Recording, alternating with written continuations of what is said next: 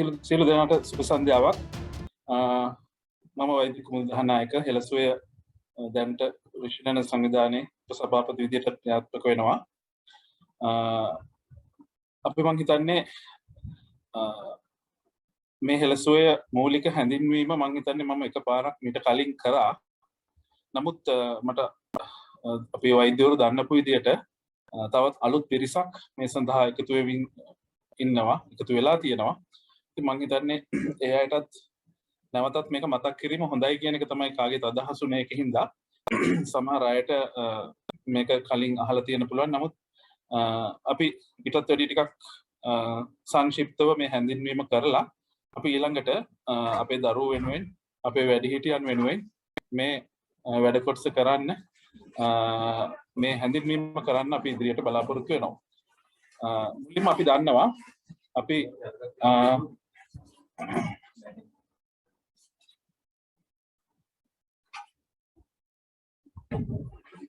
මුලින්ම ගමු මේ ජීවියා. එතකොට අපි මනුෂ්‍ය විදියට අපි මේ ජීවය ගණයට තමයි හිතන්නේ. එතකොට මේ ජීවියා කියන කෙනා නිරෝගීව ජීවත් වෙන්න අවශ්‍යයි කියන එක අද අපිට ගොඩාක් දැනিলা තියෙනවා. මේ කොවිඩ් අර්බුදයත් එක්ක අපිට අර බෝ නොවන රෝග වලට වඩා මේ බෝ වන රෝග වලින් අපි ඉක්මනට ලෙඩ වෙලා ඉක්මනට සංකූලතාවලට ඇවිල්ලා ඉක්මනට මැරෙනවා දකින්නකොට අපිට මේ ලෙඩ නිරෝගී වෙන්න ඕනේ කියන එක ගොඩාක් වෙනදට වැඩි දැනෙලා තියෙන කාලයක් මේක. ඉතින් ඒකින්ද අපි මේ දැනෙන දේ යථාර්ථයක් බවට පත් වෙන්න කරන්න නම් අපි කළ යුතු දේ හෙළසුව නිර්මාතෘ ප්‍රියන්තා සේනානායක මහත්මියත් එක්ක අපි මේ ආරම්භ කරපු මේ වැඩපිළිවෙල තුල අපි තේරුම් ගත්තා. ඉතින් එතෙන්දී ජීවියා කියන දේ එන අපි දන්නවා කයක් සහ සිතක් කියන දෙක එකතු වෙලා හැදිච්ච දෙයක්. ඒතකොට මේ සිත නැති වුණොත් කය විතරක් ඉතුරු වුණාම අපි මේ ජීවියා මැරිලා කියලා තමයි කියන්නේ. එතකොට මේ සිත කය කෙරෙහි ඉතා සුවිශේෂ සම්බන්ධයක් තියෙනවා.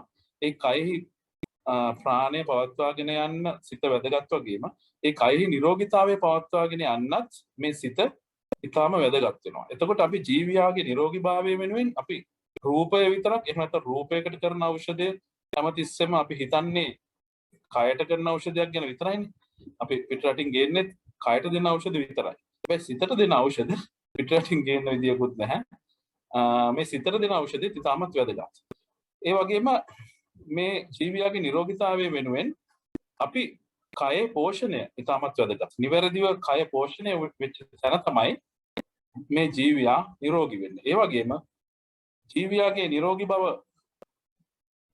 වචනේ පරිසමාප්තියෙන්ම ළඟා කරගන්න නම් අපිට කයේ පෝෂණය විතරක් නෙවෙයි නාමය එහෙම නැත්නම් මේ සිතේ පෝෂණයත් ඉතාමත් වැදගත්. එහෙනම් මේ පෝෂණය කියන එකේ වැදගත්කම අපි දැනෙන්න ඕනේ. ඒ වගේම මේ පෝෂණය කියන්නේ ආහාර ටිකක් විතරක් නෙවෙයි කියන එකත් අපි හොඳට හිතේ තියාගන්න.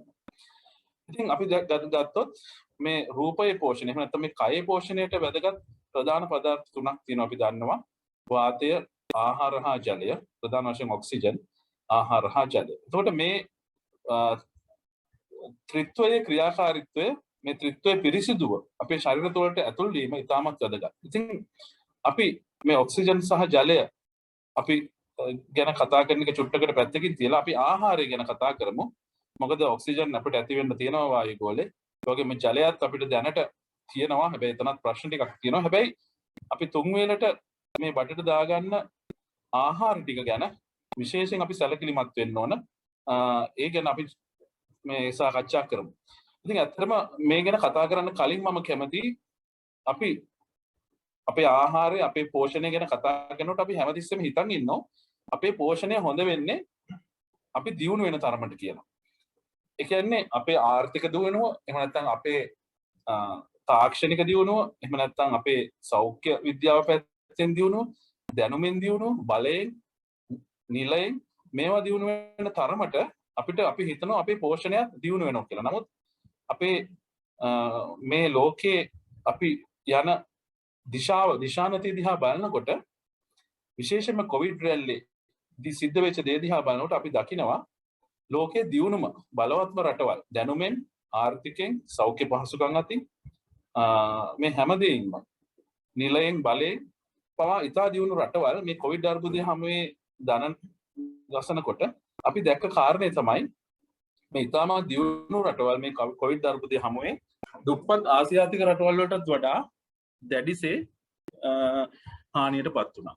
ඉතින් අපි උදාහරණයකට වශයෙන් ගත්තොත් මේ ඇමරිකාව ගත්තොත් ඇමරිකාවේ ඕනම රටක elderly population ඒ කියන්නේ වයෝවෘද්ධ ජනගහනය කොහොමත් ලෙඩ වෙනවා කියලා තමයි අපි පිළිගන්නේ. නමුත් ඇමරිකාවේ මේ global burden of disease study කියන සුවිශේෂ පර්යේෂණයේදී දැක්ක දේ තමයි මේ ඇමරිකාවේ අවුරුදු 65ට වැඩි වයෝවෘද්ධ අය පමණක් නෙවෙයි අවුරුදු 19-54 අතර ඉන්න තරුණ සහ මැදි වයසේ අයත් මේ කොවිඩ් අර්බුදය හමුවේ දරුණුම සෞඛ්‍ය අර්බුදයකට ගොදුරු වුණා. ඒ අය ජීවිතක්ෂයටපත් වුණා. බොහෝ සංකූලතා ඇතිව කොවිඩ් වලින් දුක් විඳ. ඒ වගේම කොවිඩ් රෝගය වැළඳගත්තා.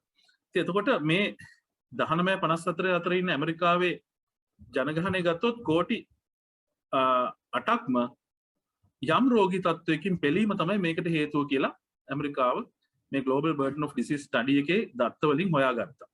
එතකොට අපේ රට වගේ 4 ගුණයක සමාන 4 ගුණයක ප්‍රතිශතයක් එහෙම නැත්නම් සංඛ්‍යාවකින් මේ ප්‍රතිශතයක් නෙවෙයි සංඛ්‍යාවකින් ඒ මේ මැදි වයසේ හා තරුණ වයසේ ඉන්න ප්‍රජාව ලෙඩ වෙලා 43.5ක් කිව්වොත් ඒක නිවැරදි. එතකොට මොනවද මේ අයට තියෙන ලෙඩ? ලේවල ලෙඩ. ඉතින් මේ රුධිර ආශ්‍රිත රෝග.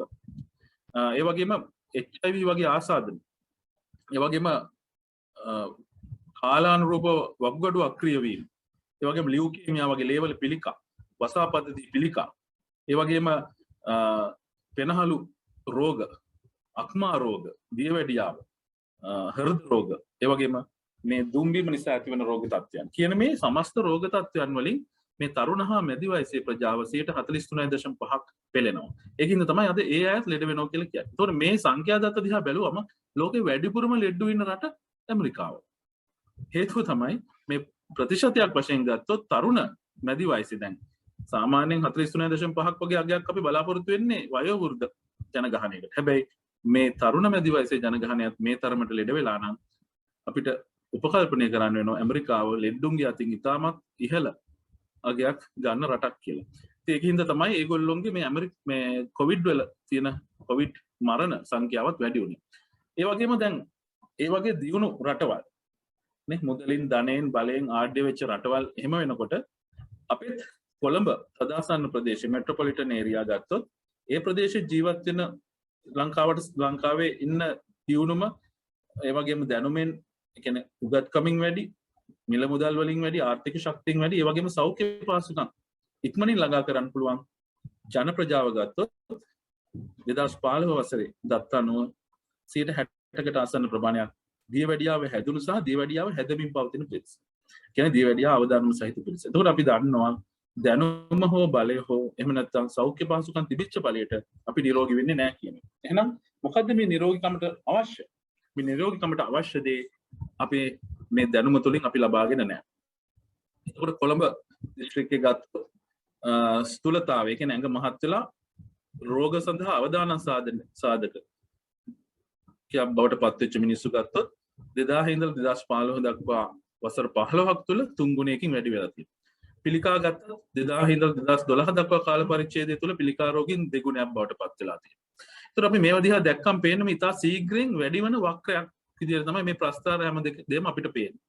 එතකොට මේ හැබැයි අපි කියන එක පැත්තකින් අපි තාක්ෂණික දියුණුව අනිත් පැත්තෙන් අපි සෞඛ්‍ය පාසුකම් වලින් දියුණුව කියනවා.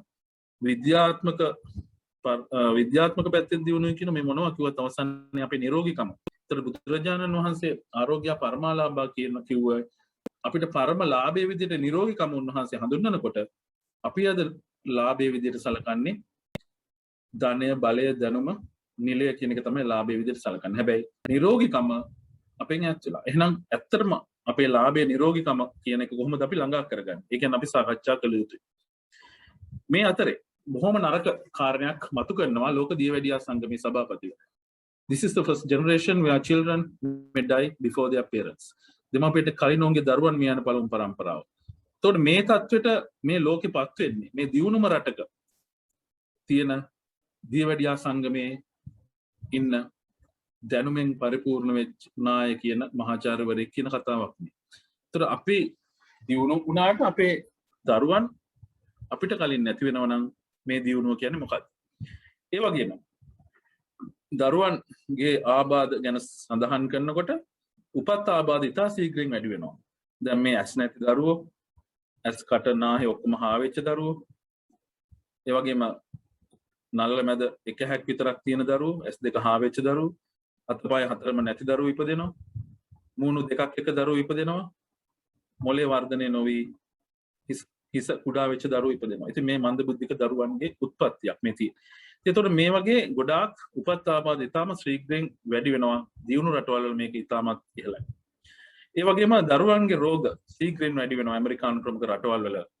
ඒ වගේම දරුවන්ගේ මානසික ආබාධ ඉතා ශීඝ්‍රයෙන් වැඩි වෙනවා මේ ඇමරිකානු ප්‍රමුඛ රටවල් වල. අපි බලමු මේකට හේතුව මොකක්ද කියලා. ඒ වගේම ඇමරිකානු වෛද්‍ය සංගමයේ සංග්‍රහව, බ්‍රිතාන්‍ය වෛද්‍ය සංගමයේ සංග්‍රහව, Journal of American Medical Association, British Medical Association, මේ දෙකම මේ සංග්‍රහවල මොකද්ද කියන්නේ?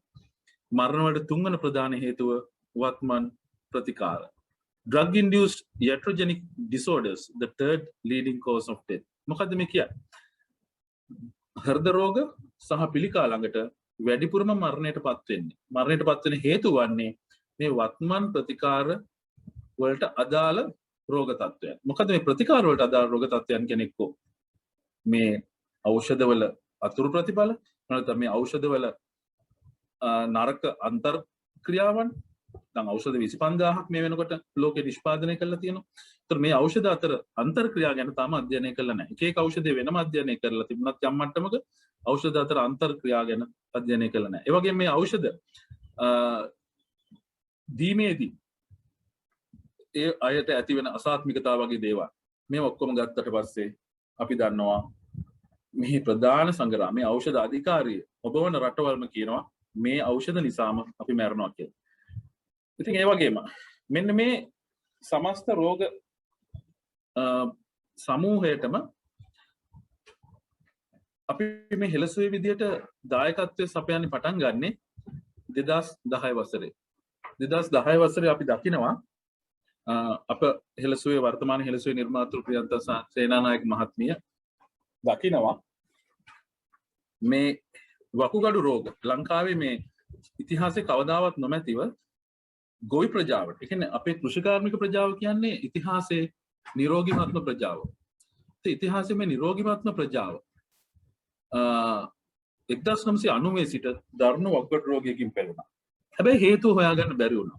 ලෝක සෞඛ්‍ය සංවිධානය ඇතුළු සියලු රටවල්, ධනවත් රටවල් මේ ලංකාවට ඇවිල්ලා පර්යේෂණය කරා. නමුත් හොයාගන්න බැරි වුණා. ඉතින් එහෙම අවස්ථාවක තමයි මේ ප්‍රියන්ත සේනානායක මහත්මිය මේ වගේ ශීඝ්‍රයෙන් වැඩි වෙන වකුගඩු රෝග පළාත් 6කම මේ වකුගඩු රෝගය ව්‍යාප්ත වෙද්දී, ඒ වගේ මේ වගේ තරුණ ගොවි මහත්තුරු මේ වකුගඩු රෝගයට යොමු වෙලා මරණයටපත් වෙද්දී එතුමිය තමයි මේ හෙළසුවේ නිර්මාතෘතුමිය විදියට සමාජගත වෙන්න පටන් ගත්තේ.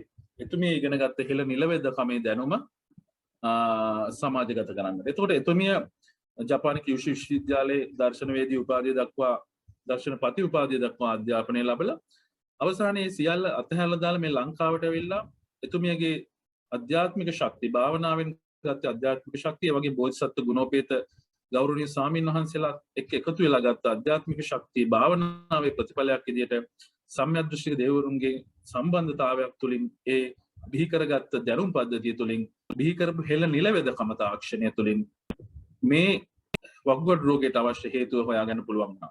ඒතකොට ඒ සඳහා එතුමියත් එක්ක අත්වල බැඳගත් වෛද්‍යවරයෙක් තමයි මම අධිකරණ වෛද්‍යවරයෙක් විදියට එතුමියගේ උපදෙස් එක්ක අර මැරෙන වකුගඩු රෝගීන්ගේ පශ්චාත් මරණ පරීක්ෂණ සිද්ධ කරා. ඒ පශ්චාත් මරණ පරීක්ෂණ වල අපි දැක්කේ මේ වගේ ඉතමත් මෙන්න මේ වගේ සාමාන්‍යයෙන් වකුගඩු රෝගිකකින් නැත්ව නිකන් වකුගඩු රෝගියකින් තොරව මැරෙන කෙනෙක්ගේ සාමාන්‍ය වකුගඩුවක් එක සංසන්දනය කරොත් මේ වකුගඩු රෝගයේ වකුගඩු මේ තියෙන්නේ ඉතාමත්ම 3න් 1ක් දක්වා දිය වෙමින් පවතින වකුගඩුවක් මේ තියෙනවා. ඒතර මේ තියෙන සාමාන්‍ය වකුගඩුව මේ තියෙන දිය වෙමින් පවතින වකුගඩුවක් බවට පත් වුණා. මේ තියෙන්නේ වකුගඩුවේ විස තැන්පත් වීමක් කියලා එතුමිය කිව්වා. ඒකට එතුමියගෙන් තමයි මම දැනගත්තේ මේ විස කියන්නේ මොකද්ද? මේ ලංකාවේ දරුණුම ස්වාභාවික නොපවතින ආසනික් කියන විස මේ පාසන්නන් වල තිබිච්ච විස. ඒතර මේ ආසනික් කොහොමද අපේ රටට ආවේ? මේ ආසනික් මේ වක්ගොඩ රෝග පරීක්ෂණය කරන කාලේ වෙනකොට ඉතමත් දැඩි ලෙස මේ අපි කන සහල් ආහාරවල ඒ වගේම වැව් පද්ධති ආශ්‍රිතව ඒ වගේම වැව් පද්ධති වල ශාක ප්‍රජාවේ පස්වල ජලයේ මේ ආසනික් ගොඩාක් තැන්පත් කරලා තිබුණා. කොහෙන්ද ආවි කියලා එතුමිය කිව්වේ කෘෂි රසායන. ඒතර මේ කෘෂි රසායන වල ආසනික් පමණක් නෙවෙයි ඒ වගේ තවත් දරුණු විස වර්ග ගොඩාක් තියෙනවා. නමුත් අපිට ආසනික් තමයි අපි මුලින්ම පෙන්වුවේ. මොකද ඒක තමයි තියෙන දරුණුතම විස. දරුණුතම පිළිකාකාරය. ඉතාමත් සුළු ප්‍රමාණයක්වත් හොඳයි කියලා කියන්න බෑ ආසනික්. මොකද හේතුව ඉතාමත් සුළු ප්‍රමාණයකින්. ඒ කියන්නේ 10 to the power 9. ඒ කියන්නේ 10 to the power -9. ඒ කියන්නේ 10 ඍණ 9 බලයෙන්වත් අපිට ඒක සේෆ් කියන්න බෑ. ඒක කමක් නෑ කියන්න බෑ. හේතුව අවමගයක් දිය නොහැකි පිළිකාකාරකයක් කියලා තමයි ඒක ලෝකේ නම් කරන්නේ. non threshold carcinogen.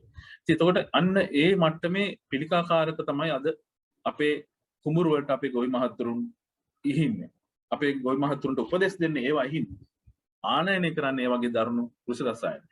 ඒ වගේම ඒ කෘෂි රසායනට ගැලපෙන හදපු බීජ වර්ග පිලිපීනයේ සහල් පර්යේෂණ ආයතනයේ මුල් වෙලා අපේ පාරම්පරික බීජ සම්පත ඒ කෘෂි රසායන වලට ගැලපෙන ආකාරයට අස්වැන්න වැඩි කරගන්න හිතාගෙන වෙනස් කරාට ඒ බීජවල තිබිච්ච ප්‍රවේණි සංයුතිය වෙනස් වීම තුළ ඒ බීජවල ගුණාත්මය සම්පූර්ණයෙන් අඩු වුණා. ඒ බීජවලින් කෘෂි රසායන දාලා හදන ආහාරය අපිට වසගෙන දෙනව පමණක් නෙවෙයි පෝෂණයත් ඉතා අඩුයි. ඒ වගේම මේ කෘෂි රසායන භාවිතාව නිසා මේ පසේ සිදුවන වෙනස්කම් ටික දිහා බැලුවම පස සම්පූර්ණයෙන්ම පසේ එන ගැඩවිලි පණුවාගේ සිඳන් ඇසට නොපෙනෙන ශුද්ධ ජීවියා දක්වා සියලුම ජීවි විනාශ වෙනවා පසේ. ඒතර හොඳම උදාහරණය තමයි මේ පසේ තියෙන ස්වභාවය ගත්තම. පසේ සාමාන්‍යයෙන් තියෙන ඕන ආම්ලිකතාවය එහෙම නැත්නම් ඇසිඩ් ගතිය 6.5 නම් දැන් මේ කෘෂි රසායන භාවිතයත් විනාශ වෙච්ච පසේ ඇසිඩ් ගතිය pH ගේ 4.5 දක්වා අඩු වෙලා. ඒ කියන්නේ pH ගේ අඩු වෙන තරමට ඇසිඩ් ගතිය වැඩි වෙනවා. ඒතකොට මේ ඇසිඩ් ගතිය වැඩි වීමත් එක්කම මේ වගේ සියලු සුද්ධ ජීවීන්, මහා ජීවීන්, ගැඩවිල් පණුවන් මේ සියල්ල විනාශ වෙනවා. බැක්ටීරියා, දිලීර, ඒ වගේම ගැඩවිල් පණුවන් සියල්ල විනාශ වෙනවා. මොකටද මේ පසකට මේ ජීවි? ඒතර අපේ ශරීරය වගේම පසෙත් ජීව භවයක්, ජීවි ගුණයක් තියෙන්න ඕන. ජෛව ගුණයේ තියෙන පසක විතරයි නියමාකාර ආහාර භෝගයක් වගා කරන්න ඕන. එහෙම වුණොත් තමයි ආහාරයේ ජෛව ගුණයත් වැඩි වෙන්නේ. හැබැයි මේ කෘෂි රසායන හින්දා ප්‍රාණ සංහාරයක් මේ පසේ සිද්ධ වෙලා. පස කියන්නේ සම්පූර්ණයෙන්ම මල පසක් බවට පත් වෙලා. මොකද්ද මේ ජීවීන් කරන්නේ පසේ? ඒ අය පසේ පෝෂණය නිපදවන. අන්න අපි දැන් පෝෂණය පිටරටින් ගෙනල්ලා අපෝර විදියට දාන පුරුදු වෙලායි. හැබැයි ඇත්තටම පසේ නියමාකාර පෝෂණය නිෂ්පාදනය කරන්නේ ශුද්ධ ජීවි. ඒ වගේ මේ පෝෂණ ද්‍රව්‍ය ගහට අවශෝෂණය කරවන්නේ මුල හරහා ශුද්ධ ජීවීන්. ඒ වගේම පසේ සුළු හෝ විසක් හැදෙනවා නම් ඒ විස අයින් කරන්නත් මේ ශුද්ධ ජීවීන් ඉතා වැදගත්. ඉතිහාසය එහෙමයි ගොවිතැන් කරන පසේ තිබිච්ච ස්වභාවය. නමුත් අද මේ හලාහල විස නිසා පසේ මේ සියලු ශුද්ධ ජීවීන් විනාශ වෙලා. ඒ විතරක් නෙවෙයි කෘමි නාශක භාවිතය නිසා ගහේ පරාගණය සිද්ධ කරන මීමැස්සාගේ ඉඳලා සියලු කෘමීන් අද විනාශ මුඛයට යනවා. පොලිනේටර් ඩික්ලයින් කියලා ලෝකයේ ඔයගොල්ලෝ ඉන්ටර්නෙට් එකේ ටයිප් කරලා බැලුවොත් වෙන්නේ පරාගණය කරන කෘමීන් අද ශීඝ්‍රයෙන් අඩු වෙලා ගිහිල්ලා. ඒක ලෝකෙට ලොකුම තර්ජනයක්. මේ තර්ජනය නිසා වගාවේ අස්වැන්න අඩු වෙන විතරක් නෙවෙයි ඒ අස්වැන්නේ මම මේ හෙළ ගොවිතැනේ අපේ ප්‍රියන්ත සේනාරේ මහත්මියගෙන් ගත්ත දැනුම මම දැනගත්තේ අපි කන ආහාර භෝගයක තන්තු ප්‍රමාණය වැඩි වෙන්නේ මේ කෘමි පරාගණයත් එක්ක ගහේ වෙන එන්සයිම් හෝමෝන වෙනස් වීම නිසා. ඒතර අද මේ කෘමි පරාගණය සිද්ධ වෙන කෘමීන් නැති වෙන හින්දා අපේ ආහාරේ තන්තු ඉතාමත් අඩුයි. ඒ වගේම මේ ආහාර ටික ගොවිතැනින් ගොවි බිමෙන් කඩේට ඇවිල්ලා කඩෙන් අපේ ගෙදරට ආවට පස්සේ අපේ ගෙදර හදන විදිය, කඩේ හදන විදිය මෙන්න මේ විස ටික දාලා තමයි රස ගන්නවන්නේ. ඒ වගේම අපි නොදන්නා රසකාරක, වර්ණකාරක, අර පිපෙන්න දාන පිපුම්කාරක වගේ ගොඩාක් දේවල් කල් තබා ගැනීමට දාන ප්‍රිසර්වටිව්ස් මේ ඔක්කොම අද ගත්තොත් ලෝකයේ පහුගිය අවුරුදු 100 තුල 99000ක් විස වර්ග අපේ රටට ගෙනල්ලා තියෙනවා. ලෝකෙට අලුතෙන් විස වර්ග එකතු වෙලා තියෙනවා. මේ කෘෂි රසායන විස, ආහාර රස ගන්නවන විස ඇතුළු විස වර්ග 99000. එතකොට අපි නොදන්නා විස වර්ග කොච්චර ප්‍රමාණයක අපේ ශරීරයට එනවද කියලා අපි දන්නේ නැහැ. ඒකින්ද මේ විස කුඹුරෙදිත් එකතු වෙනවා අපේ කෑම මේසට එන්න කලින් ආහාර සකසන කොටත් එකතු වෙනවා. ඒ වගේම මේ සමස්ත විස කන්දරාව අවසානයේ කොහටද යන්නේ? බත් පිඟානට. ඒ බත් පිඟානට මේ විස ටික ගියාම විස නිසා බත විසෙන් බතට විස එකතු වෙන විතරක් නෙවෙයි. විටමින් අඩු වෙනවා. ආහාරේ khනිජ ලවණ අඩු වෙනවා. ශාකමය තන්තු අඩු වෙනවා. හිතකර ශුද්ධ ජීවීන් අඩු වෙනවා. මේ හිතකර ශුද්ධ ජීවීන් කියන්නේ අපේ ශරීරය ආරක්ෂා කරන ශුද්ධ ජීවීන්. ඒ අය මේ පසහරහා ආහාරයට ඇවිල්ලා ආහාරයෙන් අපේ ඇඟට එනවා. එහෙනම් මේ පසේ එන ශුද්ධ ජීවීන් අපේ ඇඟට එන ක්‍රමවේදය තමයි මේ ආහාරය. ඒතර පසේ හදන පෝෂණය විටමින් khනිජ ලවණ මේ තන්තු හරහා හිතකර ශුද්ධ ජීවීන් හරහා අපේ ඇඟට එනවා. එහෙනම් මෙන්න මේක හොඳට අපි මතක තියාගන්න ඕනේ. කීප සැරයක් වුණත් මේ දේශන මම කරන්න පෙළඹෙන්නේ ඇත්තටම මේ අහන තරමට මේක මතක හිටින ප්‍රමාණයත් වැඩි වෙනවා. ඒ වගේම ඕගොල්ලන්ට පුළුවන් මේ කරුණු තව කෙනෙකුට කියලා දෙන්න. එතකොට අපි තේරුම් ගත යුතුයි කෘෂි රසායන දාලා මේ වර්තමාන බීජ මත ගොඩනැගිච්ච ආහාර රටාව තුළ අපිට නැති වෙන ප්‍රධාන පෝෂක වර්ග 4 තමයි මේ තියෙන්නේ. මේක හොඳට මතක තියාගන්න. විටමින්, khනිජ ලවණ, තන්තු, හිතකර ශුද්ධ ජීවීන්. අපි ආරක්ෂා කරන ශුද්ධ ජීවීන්. මේ ඔක්කොම නැති වෙනවා. ඒකින්ද තමයි අද ඇමරිකානු වගේ රටවල් වල මේ කෘෂි රසායන දාලා වගා කළ අතිරික්ත ආහාර නිෂ්පාදනයක් කරත් අපි අහලා දිනෝ අතිරික්තයේ මුහුදටත් දානවා කියලා. ඒ අතිරික්ත ආහාර නිෂ්පාදනයක් කරත් මේ මිනිස්සු ලෙඩ වෙලා ඇඟවල් මහත් වුණාට පිටි, තෙල්, ප්‍රෝටීන් ගොඩක් කෑවට වැඩක් නැහැ. මේ ඇඟ මහත් වෙලා ලෙඩ වෙනවා. ඇයි? හෝමෝන පද්ධතිය සමතුලිත කරන්න ඕන විටමින් khනිජ ලවණ 73කට වැඩි ප්‍රමාණයක මන්ද පෝෂණ තත්ත්වයක පෙළෙන. එහෙනම් ඇමරිකාව මෙච්චර මහත මිනිස්සු හිටියද ඒ අයට විටමින් khනිජ ලවණ මන්ද පෝෂණයෙන් ඒ අය පෙළෙනවා. ඒකින්ද තමයි මේ හිඩන් හංග කියලා කියන්නේ. මොකද මේ හිඩන් හංග කියන්නේ? බඩ පිරුණට ආහාර වලින් පෝෂණය සම්පූර්ණ වෙලා නැහැ. පෝෂණය අතින් බඩ ගින්නක් තියෙනවා. එහෙනම් පෝෂණ ගින්න හිඩන් හංග කියන එක. ඒ වගේම ඖෂධීය ආහාර වට්ටුරු ගොඩාක් හඳුන්වලා දෙනවා බටහිර වෙදකම්. නැත්තේ නෑ මොන හරි ආහාර වට්ටුරු හොඳයි කියලා හඳුන්වලා දෙනවා. මේකට කියනවා ඊස්ටර්න් මෙඩිටරේනියන් ඩයට් කියලා අපි මේකට වෙනත් නමකින් සඳහන් කරනවා. එතකොට මේ Atkins, DASH, Best Life, South Beach විවිධ නම් වලින් මේ ඩයට් වර්ග වෛද්‍යවරු රෝගීන්ට ලබා දෙනවා. එක එක ලෙඩේ අනුව. හැබැයි මේ ලබා දෙන ඩයට් එක මෙහෙම ලස්සනට තිබුණාට අපි තේරුම් ගත යුතුයි මේ ප්ලේට් එකේ තියෙන ආහාරත් වගා කරන්නේ කෘෂි රසායන දාලා.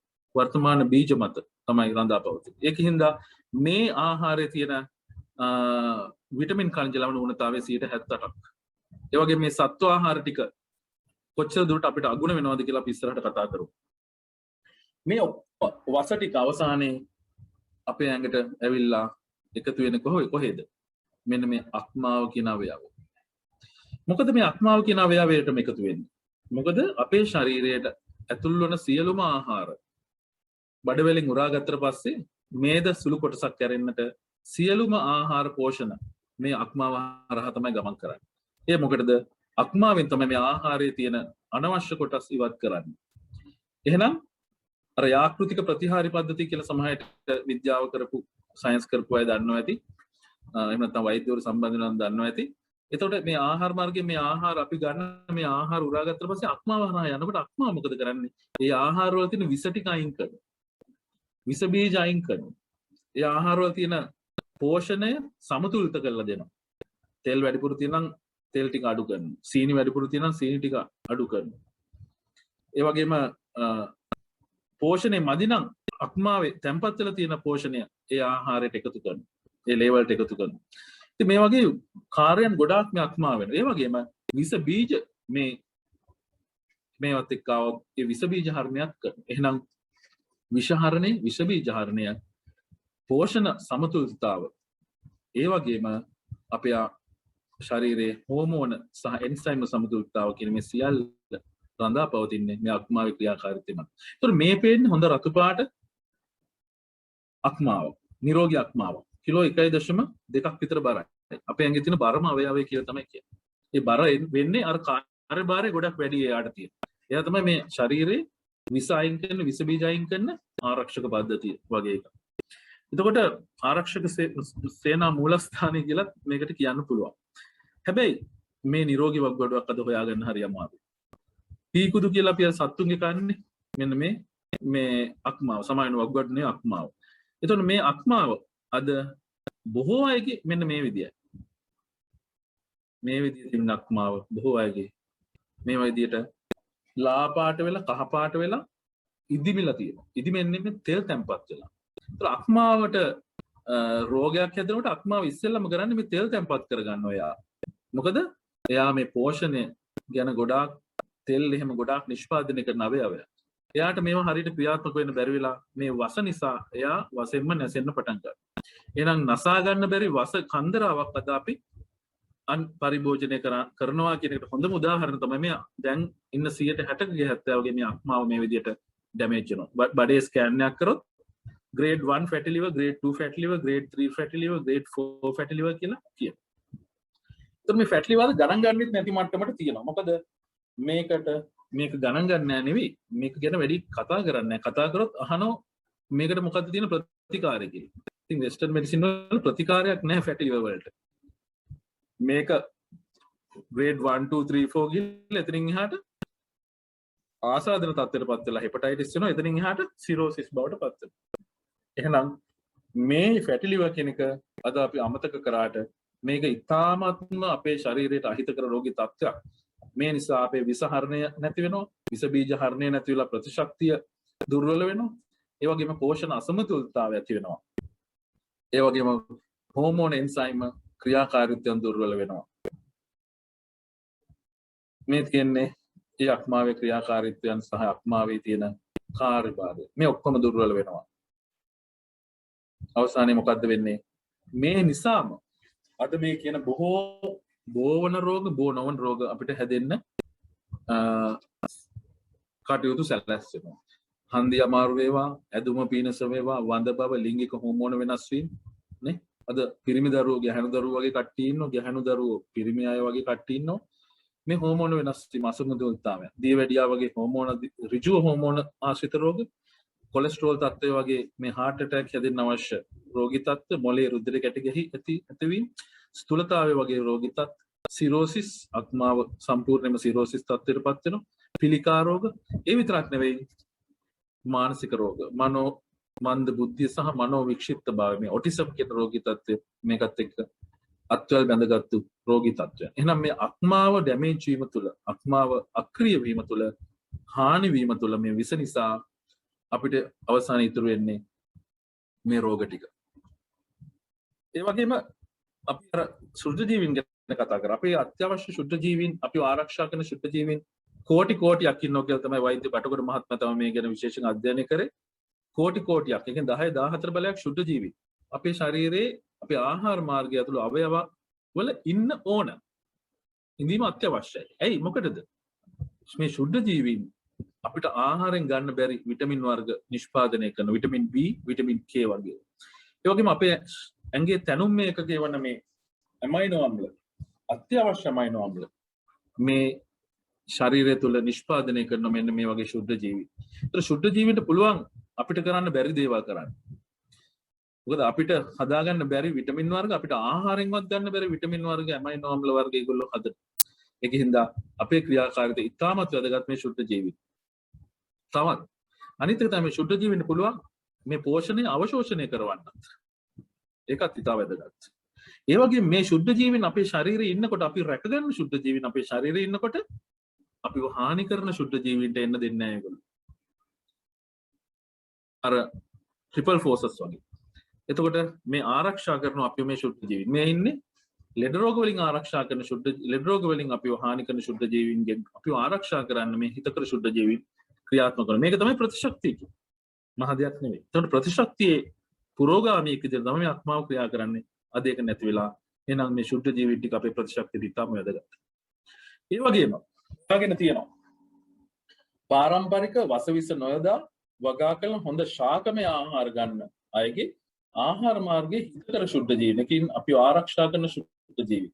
පෝෂණය හදන, ලෙඩ රෝග නැසන, ආත්මාව ආරක්ෂා කරන මේ ශුද්ධ ජීවීන් ටික තමයි මෙන්න මේ හොඳ ආහාර ගන්නකොට එන්නේ. නරක ආහාර රටාව, ඒ කියන්නේ මේ වසවිස දාලා විශේෂයෙන්ම මාංශමය ආහාර වැඩි ගන්න අයගේ ආහාර මාර්ගයේ ඉන්නේ අහිතකරයි. එහෙනම් පාරම්පරික වසවිස නැති ශාකමය ආහාර ගන්න අය තමයි නිරෝගී ආහාර මාර්ගයක් සහ නිරෝගී ශුද්ධ ජීවි සංයුතියක් ගොඩනැගෙන්නේ. එහෙම නැති අය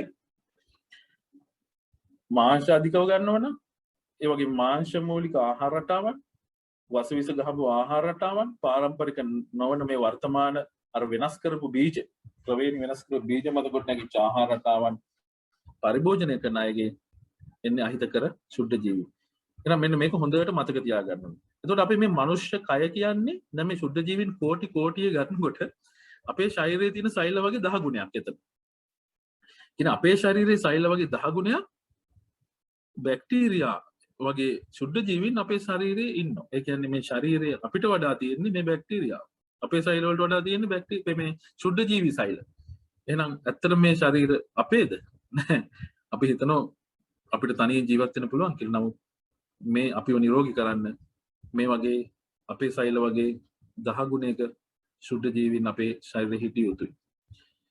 ඒකින්ද තමයි මේ ආහාර රටාව සුවිශේෂී වෙන්නේ අපේ රටේ විශේෂයෙන්.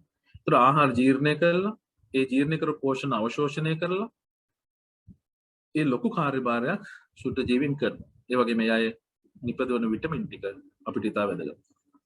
එහෙනම් මේ ශුද්ධ ජීවීන් නොමැති වීම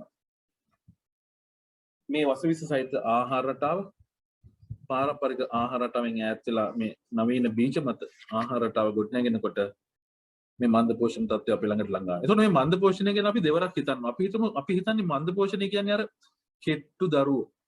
අර ටීවී එකේ පෙන්නන්නේ මේ අප්‍රිකානු රටවල් වල ඉන්න නැමීබියා වගේ ඉන්න රටවල් වල දරුවෝ. හැබැයි ඒකත් මන්ද පෝෂණයක් තමයි. හැබැයි මේ කියන මන්ද පෝෂණය ඊට වඩා වෙනස්. අර මේ වගේ මහා ඇඟපත තියෙන මම අර ඉස්සෙල්ලා පෙන්නුවේ මේ අයත් මන්ද පෝෂණය. මෙතනත් තියෙන මන්ද පෝෂණය. අධි පෝෂණය කියලා කිව්වට ඇත්තටම මෙතන අපිට අත්‍යවශ්‍ය මූලද්‍රව්‍ය වල ලොකු හිඟයක් තියෙනවා. මේ මන්ද පෝෂණය වචනය කියන එක ඉතින් අපි මීට වඩා අර්ථාන්විතව කතා කළ යුතුයි. එතකොට මෙන්න මේක තමයි අද ආහාර රටාව වෙනවා. එතකොට කොච්චර කෑවත් ආහාර ගන්න තරමට මේ පෝෂණය ගොඩනගෙන්නේ නැත්තේ ඒකයි. මොකද අපි ගන්නේ නරක ආහාර. නරක ආහාර ගන්න වාරයක් පාසා අපේ මන්ද පෝෂණයත් වැඩි වෙනවා. හේතුව තමයි මේ ආහාර අපේ ශරීරයේ පෝෂණය හදන්න ඉන්න ශුද්ධ ජීවි තව තවත් විනාශ වෙනවා. මොකද වසවිස වැඩියෙන් කනකොට වැඩියෙන් මේ වසවිසෙන් හින්දා එන ඩැමේජ් එක අපේ ඇඟට වැඩි වෙනවා. ඒ වගේ හෝමෝන පද්ධතිය දුර්වල වෙනවා. ඒතර පෝෂණය නියමාකාරයෙන් පවත්වා ගන්න යන්න අවශ්‍ය අක්මාව දුර්වල වෙනවා. එහෙනම් අපි මන්ද පෝෂණය ගැන මීට වඩා සිතිය යුතුයි. ඉස්සරහට වෛද්‍ය සුජීවා වික්‍රමසිංහ ඩොක්ටර් උත්පලා ඇතුළු අපේ වෛද්‍ය මණ්ඩලය මේ ගැන ඉතිරි ගොඩාක් ඔයගලන්ට කතා කරයි. ඒ වගේම මේ ආහාර මාර්ගයේ මොළය අතර ලොකු සම්බන්ධයක් තියෙනවා. අර අපි සමහර අයට කියනවනේ මේ හොඳ අයට තියෙනවනේ හොඳ බොක්කක් කියලා. ඇත්තට මේ කතාව හැදිලා තියෙන්නේ එහෙමයි. ඇත්තට බොක්ක හොඳ වෙන තරමට අපේ සිතුම් පැතුමුත් හොඳ වෙනවා. ඉතින් මේ බොක්ක හැබැයි හොඳ වෙන්නේ බොක්කට දාගන්න දේ අනුව. බොක්කට හොඳ දේ දාගත්තොත් අපේ හොඳ සිතුම් පැතුම් ඇති වෙනවා. මොනවද? අලෝභ ආදේශ අමෝහ වගේ සිතුම් පැතුම්. කුසල් මූලිකව එන සිතුම් පැතුම්. හැබැයි මේ බොක්කට දාන එහෙම නැත්නම් ආහාර මාර්ගයට දාන ආහාරය වැරදි වුණොත් අපිට ලෝභ ද්වේෂ මෝහ වගේ නරක සිතුම් පැතුම් ඇති වෙනවා. ඒකින්ද මේ ශුද්ධ ජීවි මෙතන අතිවිශාල කාර්යභාරයක් ඉෂ්ට කරනවා. නියමාකාර ශුද්ධ ජීවි සංයුතිය හිටියොත් අන්න ඒ අය මේ අපේ හොඳ සිතුම් පැතුම් හදන්න ලොකු අනුබලයක් තියෙනවා. ඉතින් මේක ගැන ඉස්සරහට අපි කතා කරමු. ඒකින්ද මේකට දෙවෙනි මොලේ සෙකන්ඩ් බ්‍රේන් කියලා කතා කරමු. ඊළඟට මම මේ දැන් මේ වර්තමානයේ අපිට වෙච්ච දේ ගැන තමයි කතා කරන්නේ. හැබැයි අපි ලොකු අඩුවක් තියෙනවා. අපි වර්තමානයේ මෙහෙමනම් ඉතිහාසෙ මීටත් වඩා නරකයිද? ඉතිහාසෙ මීටත් වඩා නරක වුණා නම් අපිට වර්තමානයේ මෙහෙමවත් ඉන්න වෙන්නේ නැහැ. බලමු ඉතිහාසයට පොඩ්ඩක් ගිහිල්ලා. 13 සියවසේ, ඒ කියන්නේ 1681 වගේ කාල පරිච්ඡේදයේ රොබර්ට් නොක්ස් නැමැති සුදු ජාතිකයා ලියුව පොතක්. ඒ පොතේ an historical relation of the island of Ceylon. එහෙම නැත්නම් මේක මේ එදා හෙළදිව කියලා පරිවර්තිත කෘතියක් තියෙන බොහෝ අය කියවලත් ඇති. හැබැයි මේ බොහෝ අය කියෙව්වට මේක අත්‍යවශ්‍ය කරුණු ටිකක් තියෙනවා තාම සමාජගත වුන්නේ නැහැ. වයස අවුරුදු 80 දී සිංහලෝ නිරෝගී කියලා තියෙනවා. අපි සාමාන්‍ය රොබර්ට් නොක්ස් කියනකොට දන්නේ මඩ සෝදාගත් කළ ගොවියා රජකමටත් සුදුසුයි කියන එක තමයි අපි ඉස්සර කාලේ ඉඳලා අහලා තිබුණේ. හැබැයි ඊට වඩා ගොඩාක් වටින දේවල් රොබර්ට් නොක්ස් ඒ පොතේ සඳහන් කරලා තියෙනවා. ඒක තමයි මෙන්න මේ වයස අවුරුදු 80 දී සිංහලෝ නිරෝගී ජාතිය. හැබැයි අද පරමායුෂ අවුරුදු 80ක්. එහෙනම් අද 80න් මැරෙනකොට සාමාන්‍යයෙන් 74යි කියලා කියන්නේ අද වර්තමාන ආයුෂ. එදා අවුරුදු 80 වෙනකොටත් එයා නිරෝගී. ඒ කියන ලෙඩක් නැහැ. ඖෂධ පාවිච්චි කරන්න අවශ්‍ය නැහැ. එහෙනම් අවුරුදු 120ක ජීවිතයක් ගැන තමයි මම මේ කතා කරන්නේ ඉතිහාසය. ඒ වගේම ඉතිහාසයේ ලෝකේ පළවෙනි විශ්වකෝෂය Naturalis Historia. මේ ලෝකේ පළවෙනි විශ්වකෝෂයේ රචනා කරේ ප්ලීනි කියන රෝම දාර්ශනිකයා. කොයි කාලෙද? ඊට වඩා අවුරුදු 220කට කලින්. ක්‍රිස්තු වර්ෂ පළවෙනි සියවසේ. පුදුමයි කියන්නේ ඒ විශ්වකෝෂය අපේ රටට වෙනම ටැප්‍රොබේන් කියලා chapter එකක් වෙන් කරනවා. chapter 24. ඒ chapter එක මම කිව්වා එකද මට හම්බෙලා කියෙව්වා මේ ප්‍රියන්ත සේනානායක මහත්මිය මේවා ගොඩාක් අපිට හොයන්න කිව්වා. මේ ඉතිහාසය ડોක්ටර් මිනිස්සු දන්නේ නැති ඉතිහාසය කියලා දෙමු. මොකද ඉතිහාසයේ විෂය අද අව탁සිරු කරලා තියෙනවා. ඒතර ඉතිහාසයෙන් තමයි වර්තමානයේ ගොඩනගන්නේ කියලා අපි අහලා තියෙනවා. හැබැයි ඒක උනාට වර්තමානයේ පාඩම් ඉගෙන ගන්න ඉතිහාසය අපි දැනගන්න තියෙනවා. ඉතින් එතකොට මේ chapter එක මම කියවනකොට මේ chapter එකේ අන්තිම වාක්‍ය දෙක මම මෙන්න මෙහෙම සඳහන් වෙලා තිබුණා. These people look upon 100 years as a comparatively short life. Thus much have we learned respecting Taprobane. මේ මොකද්ද කියන්නේ? මේ Taprobane වාසී මිනිස්සු අවුරුදු 100න් සිදුවන මරණය දිහා දකින්නේ අකල් මරණයක් විදියට. ඒකෙන්ද අපේ අයට ගෞරව කරන්න. මේ ගෞරව කරන කියන එකේ අර්ථය තමයි අපි ඒ අය මෙච්චර කාල ජීවත් වෙන්නේ ඇයිද කියලා අපි හෙවිය යුතුයි. අපි ඒවට ගිහිල්ලා දේශාටනය කළා අපි බලන්න ඕනේ මේ රටේ මොකද්ද මේ මිනිස්සු අවුරුදු 100න් මැරෙන එක දිහා දුකෙන් බලනකොට කොච්චර ජීවත් වෙනවද ඒ අය. හැබැයි ඒ කාලේ රෝමේ මිනිස්සු අවුරුදු 35 ජීවත් වුණේ. මේ දාර්ශනිකයා හිටපු රටේ අවුරුදු 35 මිනිස්සු සාමාන්‍ය ජීවත්. බ්‍රිතාන්‍යයේ සමකාලීනව අවුරුදු 40 ජීවත් වුණේ. ලංකාවේ අවුරුදු 100 අවමාශක් විදිහට දකින්නකොට. එහෙනම් අපි තේරුම් ගත යුතුයි ලොකු වැරදීමක් අපිට වෙලා තියෙනවා. එදා නිරෝගීකම පරම ලාභය වෙලා තිබුණා ඉතිහාසයේ ක්‍රිස්තු වර්ෂ පළවෙනි සියවසේ. අද අපිට නිරෝගීකම කියන පරම ලාභය නැති වෙනවා. ඒ වගේම ලෝක සජාතික සංවිධානයේ ඉල්ලීමකට ලංකාවෙන් ලියනවා The Population of Sri Lanka කියලා පබ්ලිෂ් කරන මොනෝග්‍රාෆ් එකක් ලංකාවේ Census and Statistics Department එකේ. ඒකේ තියෙනවා බොහොම පැහැදිලිව according to an ancient Ola manuscript. Ola manuscript කියන්නේ පුස්කොළ පොත. පරණ පුස්කොළ පොතකට අනුව තිසා විහාර නගරේ තිබිච්ච පරණ පුස්කොළ පොතට අනුව the population of the island had been 70.5 million. කෝටි 7.05. ඒතර මේ මූලාශ්‍ර තියෙන ඉතිහාසය අපිට ඉගෙනගන්න නැත්තේ. නොගෙන අපි විශේෂයෙන් අවධානය යොමු කරන්නේ. ඒතර කෝටි 7ක් අපේ මිනිස්සු හිටියා කියනවා මේ පරාක්‍රම බව යුගයට ආසන්න යුගයක. නමුත් මේක අපිට උගන්වන්නේ නැහැ. අපිට තාම කියන්නේ මේ දැන් කෝටි 2ක් තරම් ජනගහනය වැඩි වෙලා හරි පුදුම තදබදයක් තියෙන්නේ. හැබැයි ඉස්සර කෝටි 7ක් තිබිලා මේ රටේමයි හිටියේ. තදබදයක් තිබුණ නැද්ද? එහෙනම් ලොකු ප්‍රශ්නයක් තියෙනවා අපේ ඉතිහාසයේ අපිට හරියට උගන්වන්නේ නැති එක. ඒ වගේ මේ ඉතිහාස මූලාශ්‍රය සනාථ කරන පද්‍යයක් තියෙනවා. ඒක තමයි ඉතිහාසයේ රාජාවලිය කියන පොත අපිට උගන්වන්නේ නැහනේ. ඒ රාජාවලිය කියන පොතේ තියෙනවා ගම් 14 ලක්ෂයක් අපේ රටේ තිබුණා. ඒ මිනිස්සු ජීවත් වුණ ගම් 14 ලක්ෂ. අද ගම් 14000යි තියෙනවා. 100න් එකට අඩු වෙලා. ඒ වගේම පරාක්‍රම බව හමුදාවේ 21,25,000 හමුදා සොල්දාදු විතරක් ඉඳලා තියෙනවා. එතකොට අද ඉන්නේ 7 ලක්ෂයකට අඩු ප්‍රමාණයක්. එහෙනම් අපි තේරුම් ගත යුතුයි මේ මූලාශ්‍රික ඔක්කොම එකතු කරාට පස්සේ අපිට තේරෙනවා අපේ රටේ ලොකු ජනගහනයක් ඉඳලා දැන් මේ කෝටි 2කට බැහැලා තියෙනවා කියලා. ඒ වගේම මේ මෙච්චර ජනගහනයක් ඉන්න හේතුව විදියට රොබර්ට් නොක්ස් දකිනවා ශ්‍රී ලංකාවේ සෑම ස්ත්‍රී පුරුෂ කෙනෙක්ම වෙදකමේ දක්ෂය. එතකොට එදා ඔක්කොම දොස්තරලා ඉඳලා තියෙනවා. එතකොට මේ ගෙදරින් එළියට බැස්සම කැලෑවේ තියෙන ගස්කොලන් ටික ඒ ටික ඒගොල්ලන්ට ඖෂධයක් හදන්න තරම් දැනුමක් ඒ ඇති තිබිලා තියෙනවා. එතකොට දරුවෙක්ට ලෙඩක් වුණාට පස්සේ එළියට බැස්සා ගස්කොලන් කොළ ටිකක් කඩාගත්තා. ඒක ඖෂධයක් කරලා දරුවට දුන්නා. බිඳුණු අස්තියක් නැවත සවි කිරීමට යන්නේ ව්‍යංජන දෙකකුත් බතකුත් ඉදෙන කාලයක් විතරයි. ඒතර පැය දෙකමාරක් වගේ කාලයක් කියලා අපි හිතනවා. එතකොට මේ රොබර්ට් නොක්ස් දැකපු විශේෂ ඔබ්සර්වේෂන් එකක්. එහෙම නැත්නම් දැකපු දෙයක් තමයි මේක. එතකොට මේ විශේෂ ඔබ්සර්වේෂන් එකේ අපි දිහා බැලුවම අපිට පේනවා මේ වෙදකම කියන එක වෛද්‍ය විද්‍යාලයකින්ම ඉගෙන ගන්න ඕන එකක් නෙවෙයි. මේ වෙදකම කියන්නේ පරම්පරාවෙන් පරම්පරාවට අපිට ආපු සුවිශේෂ දැනුම් පද්ධතියක්.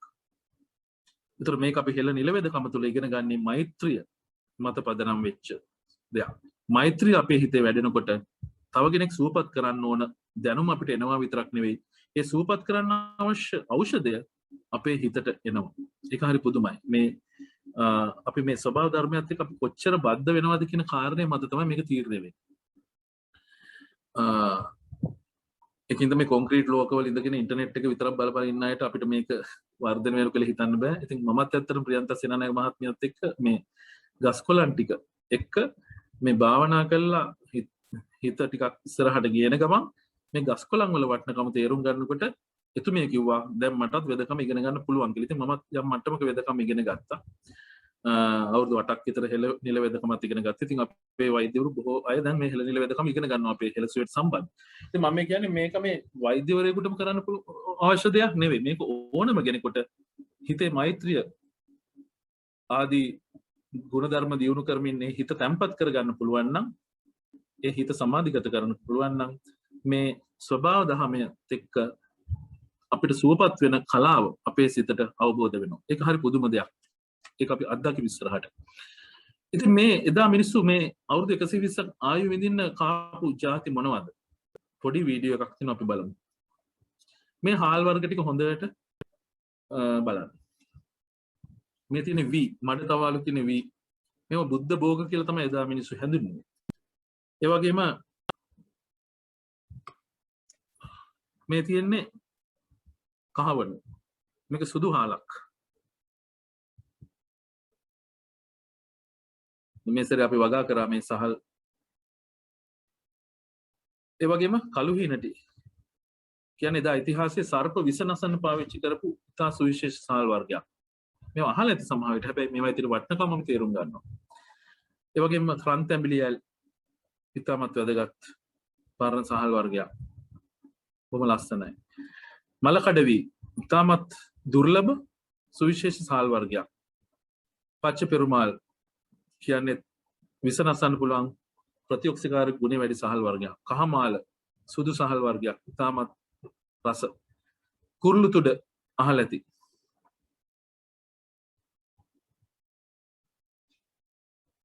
ඒ වගේම බටපොළල් අපි බොහෝ තැන්වල නිෂ්පාදනය කරන මේ බටපොළල් සහල් වර්ගය මොකද මෙහි අස්වැන්නත් ඉතාමත් වැඩි ඒ වගේම බොහෝ තැන්වල ලංකාවේ බොහෝ තැන්වලට ගැලපෙන විදිහට වගා කරන්න පුළුවන්.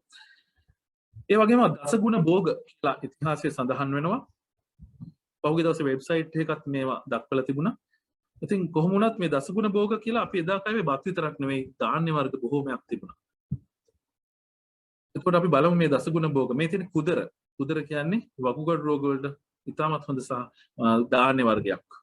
මේවද අපේ සමාජයේ සම්පූර්ණයෙන් ඈත් වෙලා. හැබැයි අපි මේව සංරක්ෂණය කරන්න පටන් ගත්තා. කුරහන් නම් කවුරුත් දන්නවා. හැබැයි කුරහන් වල ගුණය අපි අඳුර ගන්න ඕනේ. කුරහන් කියන්නේ කැල්සියම් මතින් ඉතාමත්ම පරිපූර්ණ සහල් වර්ගයක්. මේ ධාන්‍ය වර්ගයක්. කොල්ලු කියන්නේ එදා අපි අද කන පරිප්පු වෙනවට එදා මිනිස්සු පරිප්පු විදිහට පරිභෝජනය කරපු දේවල්. තනහාල් හොඳම ධාන්‍යයක්. ප්‍රෝටීන් අතින් ඉතා ඉහළ ධාන්‍යයක්. බඩිරිඟු නම් කවුරුත් දන්නවා. හැබැයි මම මේ කියන බඩිරිඟු දේශීය බඩිරිඟු තිරිඟු. ඒ වගේම මෙනේරි. මෙනේරි කියන්නේ යකඩ ඉතාමත් අධික ධාන්‍යයක්. ලීමා මේ කරල් වල තියෙන ඇට අපි ගන්නවා. වෙදමුම් මේවා තමයි ඔක්කොම අපේ ධාන්‍යාගාරයේ තිබිච්ච දේවල්. ඒතොර එදා ධාන්‍යාගාරේ ඌව ධාන්‍යාගාරේ පෙරදිග ධාන්‍යාගාරේ විවිධ නම් වලින් හැඳින්වුවේ මේවා කල් තියාගෙන. ඒ කියන්නේ මේ මිනිස්සු මේ කන්නේ නිෂ්පාදනය කරේ තවත් අවුරුදු 10කට. අර වළංගම්මා රජ දවස බැමිණිටියා සාය කියලා සාගතයක් ආවා කියන අවුරුදු 10ක්ද කොහෙද අවුරුදු සාය. එහිදී උනත් අපේ රටේ මේ ඉන්න ජනගහනේ නොනැසී පැවතුනේ මෙන්න මේ සුවිශේෂ ධාන්‍යාගාරය නිසා. එතකොට මේවා තුන සුවිශේෂ බව දැන් මේ තනහා 10 ගුණයක් විටමින් B තියෙනවා දැන් තියෙන හාල් වලට වැඩි. අමු 45 ගුණයක් තන්තු. අමු කැවිලාද කියලා අහලා මේ සම්පූර්ණයෙන් මේව නැති කළා. අපි අමු කියන්නේ ඊටම සුවිශේෂ ධාන්‍යයක්. මෙනේරි 10 ගුණයක් යකඩ. අපේ දරුවෝ හම්බෙන්නේ නම්මලාට අද යකඩ පෙති සිරප් දෙන්න වෙන්නේ මෙන්න මේ වගේ දේවල් නැති හින්දා. එහෙනම් එදා දරුවෝ 12ක් හම්බෙලත් එදා ඉතිහාසයේ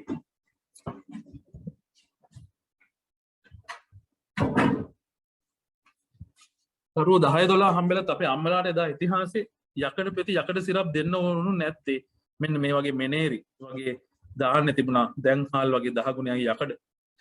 ඒ වගේම කුරක් 40 ගුණයක් කැල්සියම්. එහෙනම් අපේ ඉතිහාසයේ මේ කොන්ද ශක්තිමත් ජාතියක් බවට පත් උනේ අද අපේ ඇට ටික දිර්ලා ගිහිල්ලා ඔස්ටියෝ ආර්ත්‍රයිටිස් කියයි ඔස්ටියෝපොරොසිස් කියයි නේ.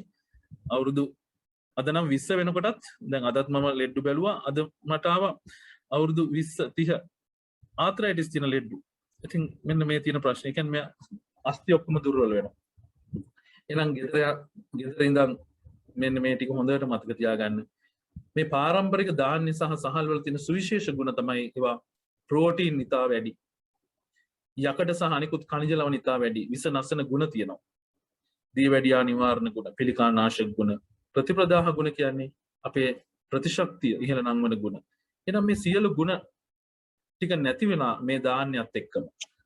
එහෙනම් අද අපිට හැදිච්ච තියෙන රෝග වලට හේතුව මොකක්ද කියලා දැන් තේරෙනවනේ. මේ ධාන්‍ය මේ ප්‍රධාන ආහාර වලින් අපි ඈත් වීම. ඒ වගේම මේ විතරක් නෙවෙයි. අල වර්ග 300ක් අපේ රටේ තිබුණා. අද අර්ථාපල් වලට විතරක් අපි පුරුදු වෙලා. අල වර්ග කොච්චර තිබුණාද? මේවයින් කාපු කවලම් කළා අපිව කොච්චර නිරෝගී කරාද? හෙළ බොජුන් වර්ග කැඳ වර්ග තමයි අපේ ඖෂධීය බොජුන. උදේ පාන්දර කැඳ එකක් බොන්න පෙරදු වෙච්ච කැඳ එකක් බීලා කුඹුරු වැඩට යන අපේ තාත්තලා අම්මලා තමයි එදා ඉතිහාසයේ හිටියේ. එහෙනම් මේ කැඳ කියන්නේ බුදුහාමුදුරුවෝ සූත්‍ර පිටකයේ අංගුත්තර නිකායේ පංචක නිපාතේ මේ කැඳ ගැන සුවිශේෂ දේශනයක් කළ තියෙන යාග සූත්‍රය කියන්නේ. ඒතර මේවා ගැන අපි ඉස්සරහට කතා කරමු. ඒ වගේම එදා රස කැවිලි.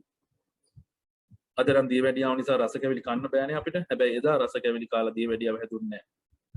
කැවුම් කාපු ජාතියක් කියලා ඉතිහාසයේ සඳහන් වුණාට ඒවා කාලා දීවැඩියාව හැදුන කියලා අපි ඉතිහාසයේ සඳහන් වෙන්නේ නැහැ. හේතුව තමයි ඒ කැවිලි වර්ග පැණි රහ වුණාට දීවැඩියාව හැදුන්නේ නැහැ. හේතුව ඒ කැවිලි හැදුවේ පාරම්පරික ධාන්‍ය පිටි වලින්. පැණි රස කරේ කිතුල් පැණි වලින්. වස විස දාපු සීනි වලින් නෙවෙයි. කඳවුරු බත්තුරු අපිට බොහොම මතකයි අපේ අටම ස්ථානවල අපි ඇවිදිනකොට. කැඳ කියන්නේ අපේ ගෞරවනීය ස්වාමීන් වහන්සේලාට පූජා කරපු ප්‍රධාන ආහාරයක්. ඒ වගේම ආහාරයේ ඖෂධය වේ කියන සංකල්පය අද එකක් නෙවෙයි. ක්‍රිස්තුපුර 400 දී බිහි කර බටහිර වෙදකමේ ආහාරය තමයි ඖෂධය කියලා ඒ නිර්මාතෘ හිපොක්‍රටිස් දාර්ශනිකය කියලා තියෙනවා. ආයුර්වේදෙත් ප්‍රධාන ඖෂධය ආහාරය කියලා තියෙනවා.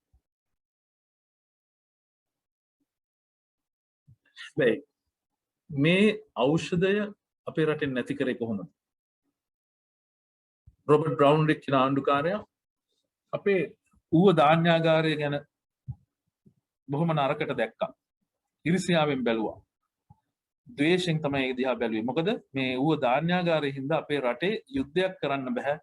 මොකද එච්චරට මේ ධාන්‍යාගාරයේ ශක්තිමත්, මේ ඉන්න පිරිස ශක්තිමත්.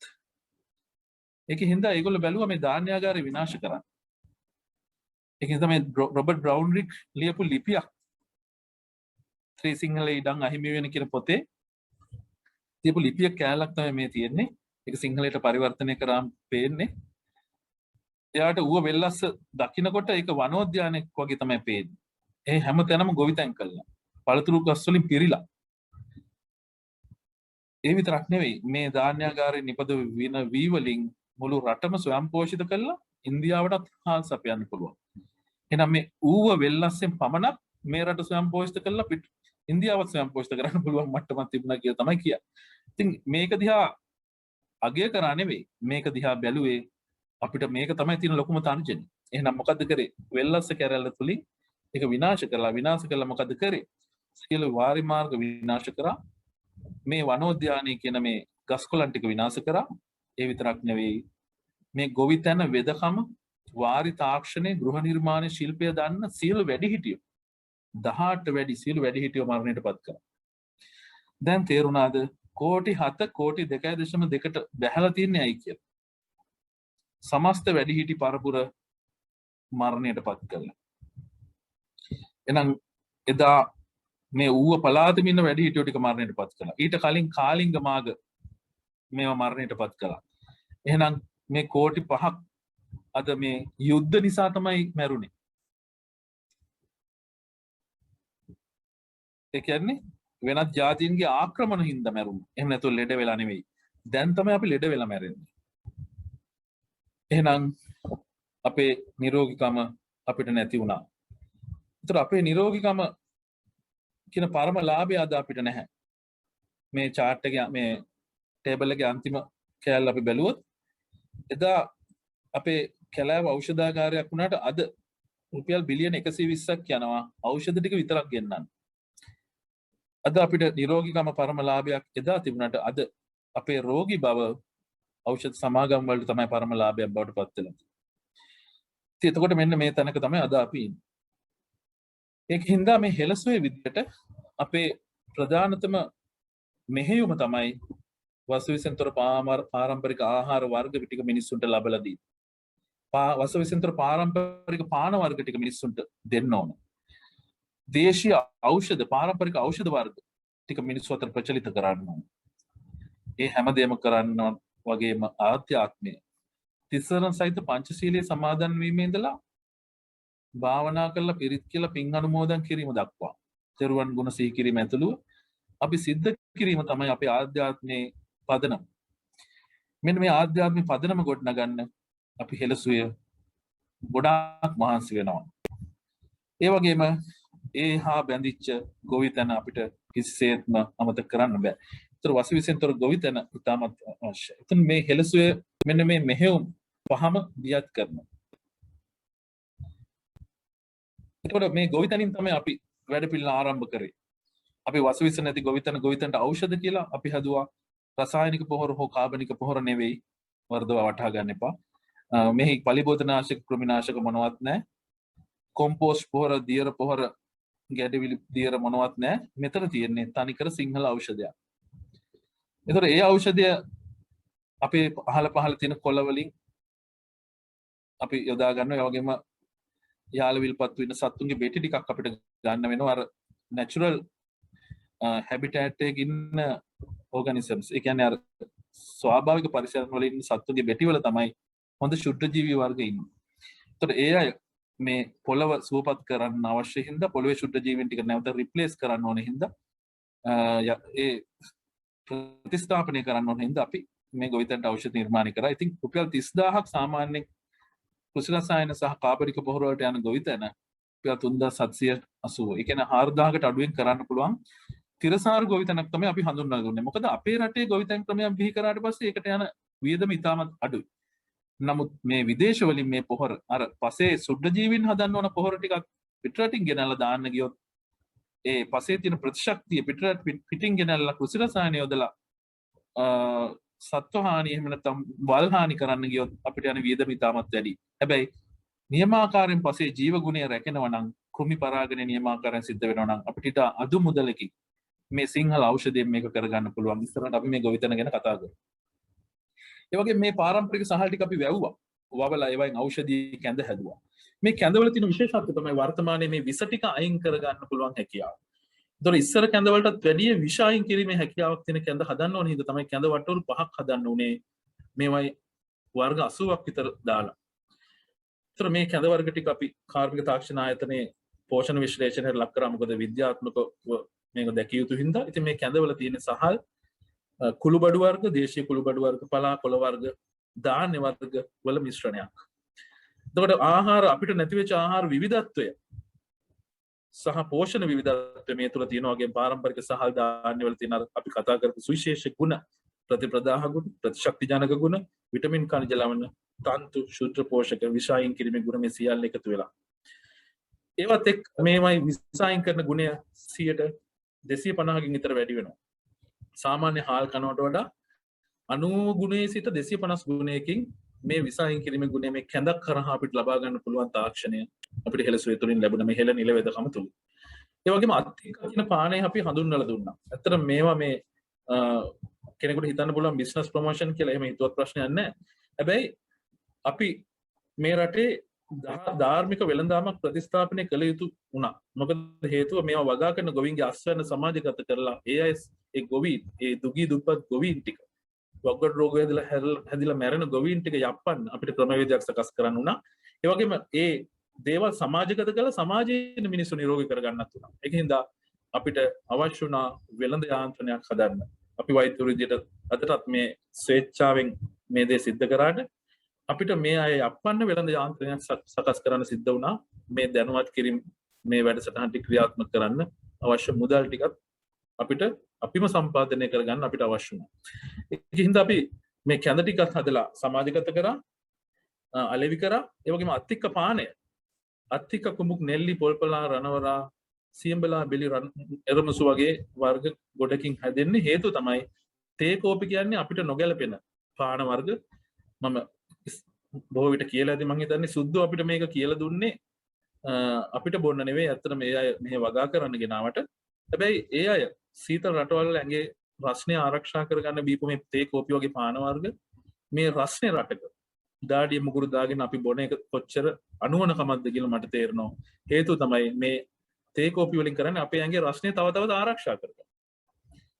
එතකොට අපි මෙච්චර රස්නේ රටක අපේ ශරීරයේ උණුසුම අඩු කරගන්න පාන වර්ග තමයි බියුත්. ඒව තමයි බෙලිමල් අත්තික කුඹුක් නෙල්ලි රණවරා කියන්නේ. එහෙනම් ඒ පාන වර්ග අපි බොන්න ඕන. එහෙම නැත්නම් ඇඟේ තේජෝ ධාතුව මේ උණුසුම වැඩි වෙලා සියලු රෝග තත්ත්වයන් වලට අපිට මුහුණ දෙන්න සිද්ධ වෙනවා. ඒක තමයි අද වෙලා තියෙන්නේ. ඒ වගේම දුම්හට්ටිය නම් බොහෝ අය අහලා ඇති. එදා බෙලිකොළ පාවට්ටකොළ විතරක් දාලා ඉතිහාසයේ අල්ලපු දුම්හට්ටිය අද ඊට වඩා වැඩි කොළ වර්ග ප්‍රමාණයක්, කොළ වර්ග 100කට ආසන්න ප්‍රමාණයක් ඖෂධ දාලා හදන්න උනේ අපේ ශරීරයේ ඕනෑම වෙලාවක ඕනෑම රෝගයකට ඕනෑම රෝගියෙකුගේ ප්‍රතිශක්තිය සඳහා මුළු ලංකාවටම එක දුම්හට්ටියක් නිෂ්පාදනය කළ යුතු නිසා. එතකොට ඒක ඕනෑම රෝගියෙකුට මොන ලෙඩේ තිබුණත් අල්ලන්න පුළුවන්. ඒක තමයි මේ අපිට මේ සම්මියදෘෂ්ටික දේවරුන්ගෙන් ලැබිච්ච හොඳම දායාද. එතකොට 2009 ඉඳලා අපි මේ දක්වා පැරසිටමෝල් පෙත්තක්වත් නැතුව, ලේ ටෙස්ට් එකක්, මුත්‍රා ටෙස්ට් එකක් නැතුව අපි අද වෙනකන් අපිත් අපේ පවුලත් අපේ හෙළසුවේ ඉන්න සියලු අයගේ පවුලුත් රැකෙන්නේ මෙන්න මේ දුම්හට්ටිය මේ කැඳ ටික නිසා. ඒක මම විශේෂම කියන්න ඕන මේක සත්‍යක්මයි. හේතුව තමයි අපිට කිසිදු බටහිර ඖෂධයක් අවශ්‍ය වුණේ නැහැ මේකත් එක්ක. එහෙනම් මේ බෝවන රෝණවන රෝගවලට ඉතාමත් වැදගත් නේ. එතකොට මේක මේ කොරෝනා හින්දා බිහි වෙච්ච එකක් නෙවෙයි. 2005 ඉඳලා අපි මේ දුම්හට්ටි සම්ප්‍රදාය අපි අනුගමනය කරා. හැබැයි මේක පැකට් එකක් විදිහට හදන්නුනේ 2017 ඩෙන්ගු වසංගතයත් එක්ක අර වෛද්‍යවරුම ඉල්ලා හිටියා. රෝගීන් ගොඩාක් ස්පිරිතාල වලට ඇතුල් කරගන්න බැලුව ගෙවල් වල ලත වෙනවා. ඒ අයට මේ දුම්හට්ටිය දෙමු කියලා මේ ඩෙන්ගු වලට තමයි මේක පැකට් එකක් විදිහට හදන්නුනේ. ඒ වගේම 3-5 වර්ග ටික හදන්න ඕන. මොකද අද වෙළඳ පොලේ තියෙන 3-5 වල ගොඩාක් රසකාරක තියෙන කෘත්‍රිම රසකාරක. ඉතින් අපිට ඖෂධි 3-5 එක නැවත අපි සමාජගත කරන්න මේක නිර්මාණය කරා. මේ තුලින් අපිට හෙළසුවට ඉන්න සම්බන්ධ බටහිර ආයුර්වේද වෛද්‍යවරු ඔක්කොම එකතු වෙලා ප්‍රියන්ත සේනානායක මහත්මියගේ උපදෙස් එක්ක මේවා රෝගීන්ට දුන්නා. ඒතර රෝගීන්ට මෙන්න මේ ආහාර දෙන්න කිසි බාධාවක් නැහැ. ඒතර ඕනම වෛද්‍යවරුකට මේ ආහාර රෝගීන්ට නියම කරන්න පුළුවන්. මොකද මේක ආහාරයක්. ඒතර දියවැඩියාව, අදිරුධිර පිටින හෘද රෝග මේ ඇතුළු වර්ග 21කට විතර ප්‍රතිකාර කරගන්න පුළුවන් වුණා, සුව කරගන්න පුළුවන් වුණා. වෛද්‍ය සුජීවා වික්‍රමසිංහ වෛද්‍ය උත්පලා මෙනෙවිය ඉදිරියට මේවා ගොඩාක් කතා කරයි. ඒකින්ද මම මූලික හැඳින්වීමක් විතරයි කරන්නේ. ඉතින් මේවා අපි සාකච්ඡා කරමු ඉස්සරහට. ඒ වගේම මේවා අන්තර්ජාතික අපි ජර්නල්ස් වල එහෙම නැත්නම් සංග්‍රහවල විද්‍යාත්මක සංග්‍රහව පළ කරේ හේතුව තමයි මේ විද්‍යාත්මක දත්ත විදියට මේවා පළ නොකරොත් මේවා වැලිඩ් කියලා පිළිගන්නේ නැහැ සයන්ටිෆික් කමියුනිටි එක. එහෙම නැත්නම් විද්‍යාත්මක ප්‍රජාව. හැබැයි මෙහිදී සුවිශේෂ දෙයක් සිද්ධ වුණා. අපි ලංකාවේ පැවතිච්ච අන්තර්ජාතික සම්මන්ත්‍රණයකදී ඩොක්ටර් සුජීව මේක ප්‍රසන්ට් කරනකොට ඇමරිකානු journal of food science and engineering කියන විද්‍යාත්මක සංග්‍රහය මේක ඒ දත් අපි ඉල්ලුවා. සාමාන්‍යයෙන් අපි ජර්නල් එකට ඇප්ලයි කරලා තමයි ඒ ජර්නල් එකේ දෙයක් පළ කරගන්න ඕනේ. හැබැයි මේ ජර්නල් එක අර ඉන්ටර්නැෂනල් කොන්ෆරන්ස් එකේ ගියපු කමියුනිකේෂන්ස් සයන්ටිෆික් ඩේටා දැකලා ඒ අය අපි මේක ඉල්ලුවා. ඉතින් ඒ විදිහට කොහොම හරි මොකද ඒ රටවල් වල මේ අපේ රටවල් වල තියෙන සුවිශේෂ පාරම්පරික දැනුම ඒ අය ගන්න බොහෝ විට පෙළඹෙනවා. ඒතකොට ඒ අය මේ සංග්‍රහවල පබ්ලිෂ් කරන්න ඉඩ දීලා කරන්නේ මේ දැනුම ඒගොල්ලෝ ලබා ගන්න. ඉතින් අපිට මේවා වටින්නේ නැති වුණාට ඒ අයට ගොඩාක් වටිනවා. ඉතින් මේක තමයි මගේ මූලික හැඳින්වීම. ඉතින් සියලු දෙනාට මේ ඉවසා වදාරගෙන මේ අහන් හිටියන බොහොම ස්තුතියි. ඉතින් මම හිතන්නේ මේක අපි හැඳින්වීමක් විතර මේ හැඳින්වීම දෙවෙනි වර තුන්වෙනි වර අහන අයතුත් මෙතන ඉන්නේ නැති. හැබැයි කවදාවත් අහපු නැති අයත් ඉන්නේ නැති. ඉතින් ඒ අයට හැබැයි තුන් පාරක් ඇහුවත් මේක වැදගත් කියලා හිතනවා. මොකද මටත් සමහර ඒවාට මේ ප්‍රසන්ට් කරනකොට තමයි මටත් සමහර ඒවා තේරෙන්න පටන් ගන්නේ. ඉතින් ඒකින්ද සියලු දෙනාට තෙරුවන් සරණයි. නිදුක් නිරෝගී වේවා තිර ජීවනය ඇති වේවා කියලා ප්‍රාර්ථනා කරනවා. සියලු දෙනා මේ දැනුම ලබාගෙන මේක ප්‍රායෝගිකත්වයට ගේන්න උත්සාහ කරලා අපි ඔක්කොම එකතු වෙලා අපි මේ ෆෝරම් එකේදී ආදර්ශ ගම්මානයක් හදමු කියලා මම සංජයටත් යෝජනා කරා. මොකද අපි මේවා කතා කරා වගේ මේවා ක්‍රියාත්මක වෙන. කියන වගා කරන, ආහාර අනුභව කරන, පිරිත් කියලා අධ්‍යාත්මයේ සුවපත් කරන මොන ආගමක වේවා. ඕනම ආගම තමන්ගේ ශාස්ත්‍රඥයන් වහන්සේගේ ඉගැන්වීම් අනුව ජීවත් වෙන ආදර්ශ ගමක් බවට මේ ෆෝරම් එක පත් කරගමු. මේක මේ ෆිසිකල් බවුන්ඩරිස් අපිට ඩිෆයින් කරගන්න බැරි වෙයි. නමුත් මේක මේ ආර්ය චර්යා පදනම කියන බවුන්ඩරි එක ඇතුලේ ආදර්ශ ගමක් හදමු කියන සංකල්පයත් මම අපේ සංජය මහත්මයාට යෝජනා කරා. ඉතින් ඒ සීල් සර්ව ප්‍රකාරයෙන්ම එතුමාගේ මේ හිතයි කය වචන අහිත කය සහ අධ්‍යාත්මය සුවපත් කරන මේ පදනමේ අරමුණ ඉෂ්ට වේවා කියලා අදිෂ්ඨාන තීමින් මම අපේ වෛද්‍ය මණ්ඩලයේ ඉතුරු පිරිසට සභාව බාර දෙනවා. තෙරුවන් සරණයි.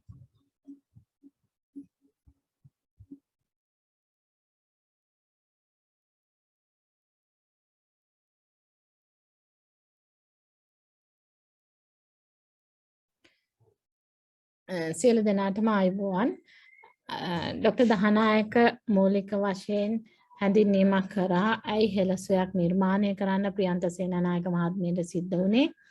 ඒ වගේම එතුමිය ඒ පටන් ගත්ත හෙළසුව වැඩසටහන් ඒ ව්‍යාපෘති යටතේ මේ වෙනකොට අතර වෛද්‍යවරු විතරක් නෙමේ සියලු අංශවල විද්වතුන් සම්බන්ධ වෙලා තියෙනවා ස්වේච්ඡාවෙන් සේවය කරන්න.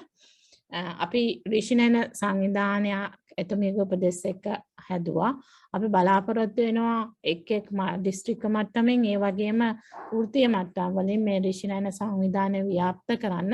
මොකද අපිට දැන් හඬක් ඕනේ. උදේ ඉඳන් රැය වෙනකන් අපිට වස දෙනවා. දැන් අපි කඩෙන් මොනවා ගත්තත් වස විස කිව්වට ඇත්තටම මට හිතෙන්නේ සාමාන්‍ය ජනතාවට අවබෝධයකුත් නැහැ. එච්චරට අපි වස විස කනවා. දැන් අපි මොනවා ගත්තත් ඒ ආහාරේ කල් දාන්න තියාගන්න මොන හරි දෙයක් දාලා. මේ ඒ කියන්නේ ආහාර කල් තියාගන්න දාන ඒවා හරිම විස සහිතයි. අපි එහිඳ තමයි කියන්නේ කිරි පිටි වලට වැඩිය රේෂ්මයක් හොඳයි කියලා එලකිරි. ඉතින් මේ වගේ දෙයකට දැන් ළමයින්ට මොනවද දුන්නත් සමහර ළමයින්ගේ ආහාරවලට නීතියෙන් අවසර දීලා නැති ආහාර ෆුඩ් ඇඩිටියුඩ්ස් කියලා කියන අපි ආහාර වලට එකතු කරනවා තියෙනවානේ නම්බර්ස් ගත්තොත් 1200ක් විතර යනවා. දැන් මේවා ගැන කතා කරන්න ගත්තට පස්සේ ඒගොල්ලෝ එන්න එක එක ප්‍රයෝග පාවිච්චි කරනවා. දැන් ස්වභාවික වැනිලා රසයට සමාන කියලා එකතු කරනවා. නැත්නම් දැන් ඒක કૃතිමයි කියන එකවත් පෙන්වන්න එක හංගලා තියෙනවා. ඒතකොට કૃතිම ස්වභාවික වැනිලා රසයට සමානයි කියන එකේ අදහස ස්වභාවික එක නෙමෙයි.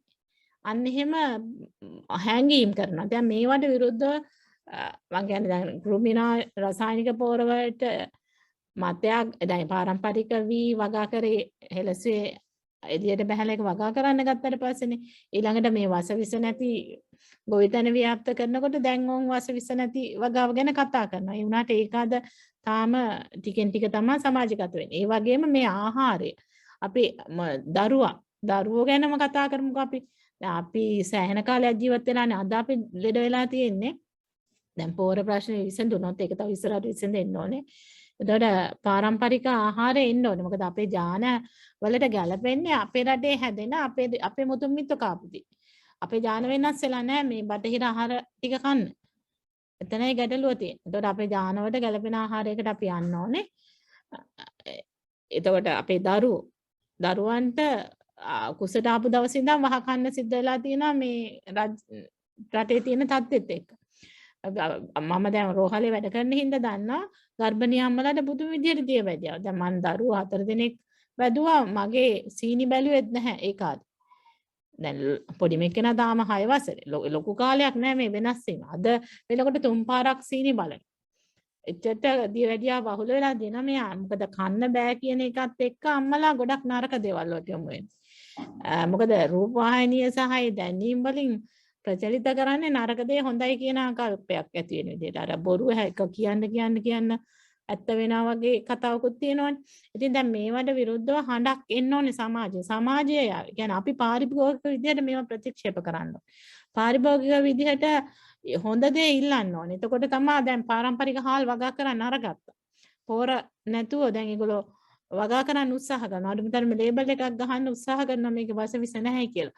මෙහෙම පාරිභෝගික විදිහට අපි ශක්තිමත් වෙනවා නම් අපි දැනුවත් වෙනවා නම් දෙමාපිය විදිහට දොර අපිට අපේ රෝග මෙතන දැන් හෙලසේ කැඳ සාත්තික පානයක ඕනෙක් කෙනෙකුට නිරෝගී වෙන්න පුළුවන්.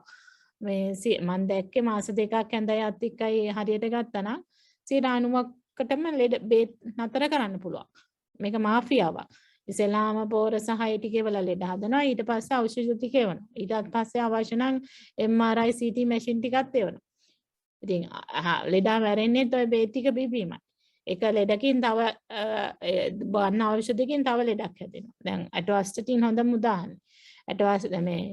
මම මේක කියන්නේ ඇමරිකාවේ තියෙන Physician Committee for Responsible Medicine කියලා වෙබ් පේජ් එකක් ඕනෙක් කෙනෙකුට ගිහින් බලන්න පුළුවන්. ඒකේ මේ ඇටවාස්ටටින් හඳුන්වලා තියෙන්නේ 100ක් ඇටවාස්ටටින් ගත්තොත් 60 මේ 140කට දියවැඩියා හැදෙනවා. එතකොට අපි කොලෙස්ටරෝල් හින්දා අධ්‍යාබාධ වළක්ව ගන්න කියලා බිව්වට බේත් ඒ ඖෂධෙම හේතු වෙනවා දියවැඩියාව ගන්න. ඒකයි ડોක්ටර් දානායකර රිසර්ච් බේස් කරලා ওই ටික පැහැදිලි කරේ. ඉංග්‍රීසි බේත් කියන්නේ අද නිකන් අමෘතයක් වගේ හිතලා ගන්න කට්ටියකුත් ඉන්නවනේ. අපි දැන් මේ හැම දෙයක් ගැනම අවබෝධය ගන්න ඕන. අවබෝධය අරන් අපිට හඬක් හදා ගන්න හින්දා තමයි අපි මේ දැනුවත් කිරීම කරන්නේ. මේක මොකද ඔබත් ස්වේච්ඡාවෙන් පිරිසක් හදන්න. එක්කෙනෙක් අපි එක්කෙනෙක් 10ක් හැදුවොත් අපිට මේ රට හදන්න පුළුවන්. ඒකට අපිට ඔය උඩ ඉඳන් එන ලොකු බලතල අවශ්‍ය වෙන්නේ. අපිට පුළුවන් අපි වටේ ඉන්න 10 දෙනෙක් හදන්න. අපි වගාව ගැන කතා කරන්නේ ඒකයි. වසවිස නැතුව අපි වගා කරමු. මේ වගා කරන අත්දැකීම් අනිත් අයට දෙන්න පුළුවන්. ඒතකොට එහෙම අපිට දැන් අපි මේ හෙලසේ එතුමිය පටන් ගත්ත එක්කෙනෙක් ගෙන්නේ. දැන් මේ වෙනකොට මේ සියලු දෙනා එකතු වෙලා තියෙනවානේ. දැන් අපිට දැන් උදේ වැඩසටහනක් අපි කරනවා මේ සංජය මහත්මයාගේම ආරාධන ඊළඟට මේ හවස් එක අපි බලාපොරොත්තු වෙනවා විස්තර ඇතුව ටිකක් වැඩිපුර කතා කරන්න. අපි ලබන සතියේ ළමයින්ට තියෙන රෝග ගැන කතා කරන්න හිතුවා. මොකද ළමයි නිරෝගී කියලා දෙමාපියෝ හිතාගෙන ඉන්නවා. දැන් මගේ සායන්ට ආවට පස්සේ ඇත්තටම මමත් වෛද්‍යවරයෙක් විදියට පුදුම වුණා. දෙමාපියන්ට වැඩි ළමයින්ගේ කොලෙස්ටරෝල් එහෙම වැඩි. අපි ලබන සතියේ විස්තර ඇතුව කතා කරමු. දැන් ඇත්තටම අපිට ඕන වෙලා තියෙනවා. ડોક્ટર උත්පලත් මෙතන ඉන්නවා. ડોક્ટર දහනා ගත්තාම ඉන්නවනේ. මේ වැඩසටහන අපි කොහොමද සංවිධානය වෙන්න ඕනේ? ඔබලට මොනවද අවශ්‍ය කියන එක දැන් මේ ප්‍රශ්න වලින් අපි අඳුනගත්තා. අපි කලින් ඇත්තටම එක ආහාර ගැනත් ලෙඩ ගැනත් කතා කරා. ඒගොල්ලෝ මේ අලුතෙන් ආපු හින්දා වෙන්නේ නැති කොලෙස්ටරෝල් තියෙන අයට මොනවද ගුණ ආහාර කියලා තාලා තියෙනවා. දැන් ඔබට දැනගන්න අවශ්‍ය මාතෘකා ටික chat එකට දාන්න. එතකොට අපිට මේ ඉදිරි සැලැස්ම හදාගන්න පෙළගස්ස ගන්න ලේසි. එහෙනම් දැන් මෙතන ඉන්නවා 76 දෙනෙක්. තම තමුන් දැනගන්න කැමති ටික තම තමන්ට තියෙන ප්‍රශ්න ටික chat එකට දාන්න.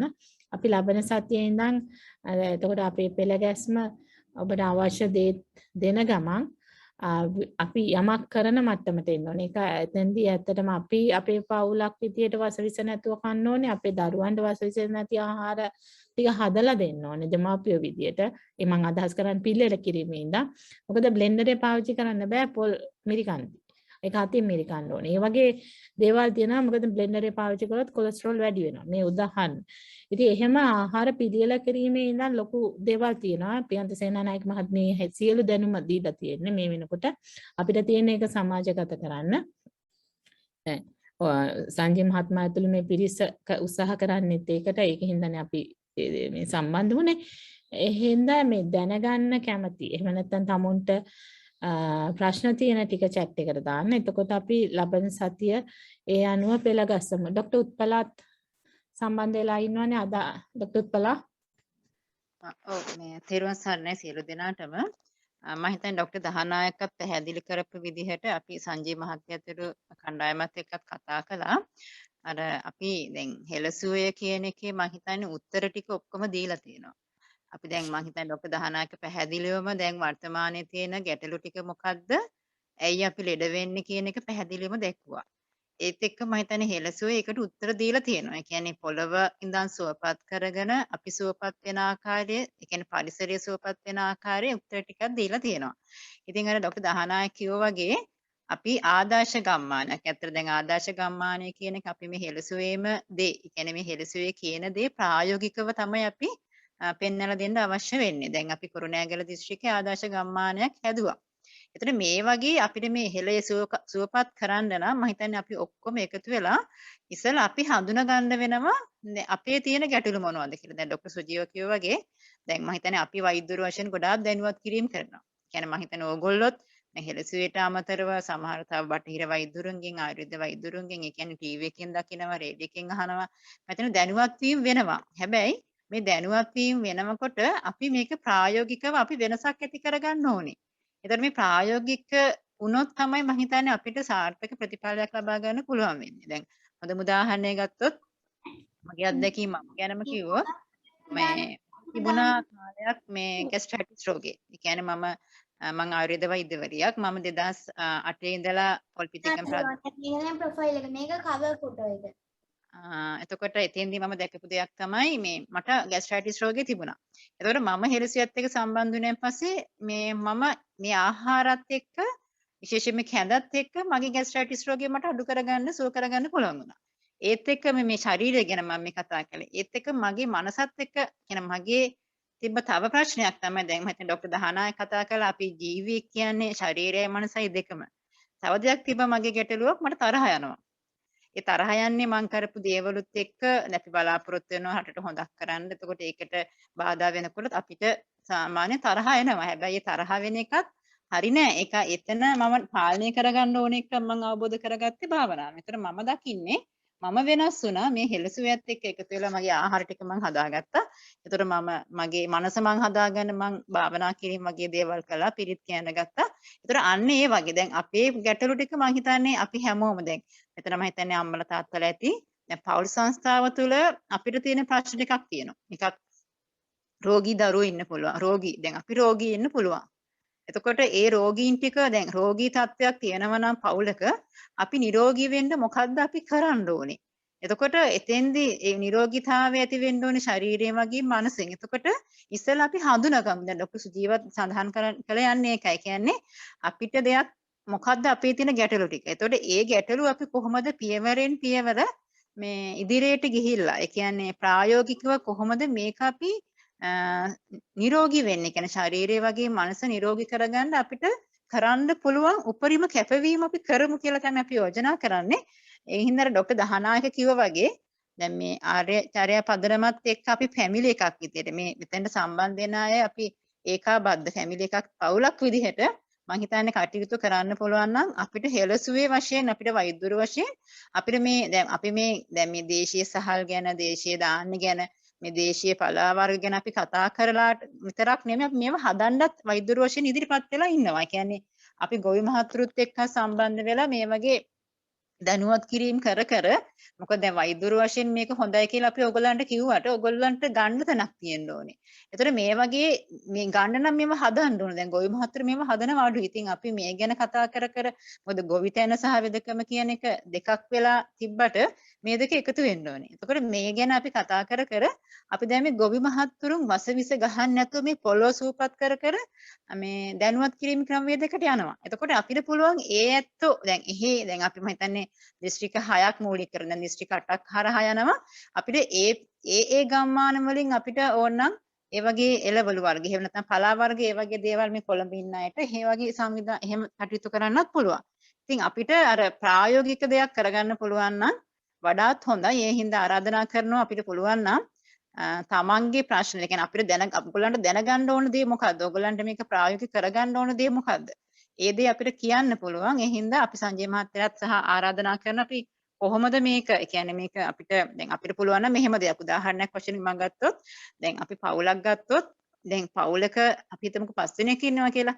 අපිට මේ 5 දෙනාගේ රෝග තත්ත්වයන් මොනවද? ඒතකොට ඒ රෝග තත්ත්වයන් ටික කිව්වොත් අපිට පුළුවන් මේ ආහාර මෙන්න මේ විදිහට කරන්න කියලා කියන උපදෙස් දෙන්න පුළුවන්. දැන් උදාහරණයක් ගත්තොත් එimhe දැන් අපි දේශීය සහල් ගැන අපි කතා කරනවා. දැන් දේශීය සහල් වල වටිනා මිල අධිකයි කියමුකෝ. දැන් හෙළසු වෙන සාමාන්‍යයෙන් වෙළඳපොලේ තියෙන අඩුම මිල. එතකොට මේ කැඳ පැකට් එකක් ගත්තොත් එහෙම මම හිතන්නේ කැඳ පැකට් එක ගන්නව නම් ડોක්ටර් දහනායක කිව්වා වගේ අර වසවිස ටික අයින් කිරීමේ හැකියාව දේශීය සහල් කනවට වඩා වැඩි. ඒතර අනිත් එක කැඳවල තියෙන එක තමයි කැඳ පැකට් එකක් ගත්තොත් මේකේ සහල් වර්ග 4ක් තියෙන එකක් නෙමෙයි. එතකොට මේකේ තියෙනවා කුරුබොඩු ගොඩක්. එතකොට බෙහෙත් ගොඩක් තියෙනවා. ඒ කියන්නේ මේක හදලා තියෙන වර්තමානයේම මේ අපේ තුල තියෙන ඇඟේ තියෙන විස ටික අයින් කරලා අර ડોක්ටර් දහනායක පැහැදිලි කළා වගේ අර ශුද්ධ පෝෂක ඌනතාවයක් තියෙනවා. ඒක මහතද කෙට්ටුද කියන එක නෙමෙයි. ඒ ඌනතාවයට උත්තරයක් වෙන විදිහට තමයි මේ කැඳ වර්ග පහ සහ මේ අත්තික පානි ටික හදලා තියෙන්නේ. ඒතර අපි දකින්න දෙයක් තමයි දැන් මම ආයුර්වේද වෛද්‍යවරියක් වශයෙන් ඒ වගේම ડોක්ටර් සුජීවලා දහනායකලා වගේ මේ බටවිහිර වෛද්‍යවරුත් අපි අත්දැකීමෙන් දකින්න දෙයක් තමයි ගොඩක් මේ ආහාරය ගන්නකොට ලෙඩ සුවපත් වෙනවා කියලා. එතකොට අපි එතන කැඳ වලින් නවතින්නේ නැතුව අපිට පුළුවන් නම් මේක වසවිස ගහන්න නැතුව හදාගන්න ගෙදර. මම හිතන්නේ දැන් මම මගේ අත්දැකීම ගත්තොත් එහෙම පොල්පිටිගම් ප්‍රාදේශීය ලේක කොට්ටාසේ කියලා කියන්නේ වයම් පළාත. ඒතර ඊට පස්සේ මම මැදවච්චිය වග්ගරෝහල සහ සම්බන්ධල වැඩ කළා. ඒතර මේ පළාත් ගත්තොත් එහෙම ලොකු ඉඩක් තියෙනවා. වගා කරන්න පුළුවන්. අපි මිනිස්සු දැනුවත් කරන වගා කරන්න කියලා. හැබැයි දැන් මම වර්තමානයේ වැඩ කරන්නේ මට්ටක්කුලේ නගර සභාවේ. ඒ කියන්නේ නාගරික ඩිස්පෙන්සරි එකක් තියෙනවා කොළඹ නගර සභාව හා සම්බන්ධව එතන වැඩ කරන්නේ. හැබැයි මට්ටක්කුලේට මම එනකොට මම දැක්කේ දෙයක් තමයි ඉඩකඩ හරි අඩුයි. හැබැයි ඉඩකඩ අඩුයි කියලා ඒගොල්ලන්ට උපදෙස් දුන්නා සහ ඒගොල්ලෝ මම සමහර අය මම දැක්ක වගා කරගන්න පුළුවන් වුණා. සමහර පෝච්චිවල.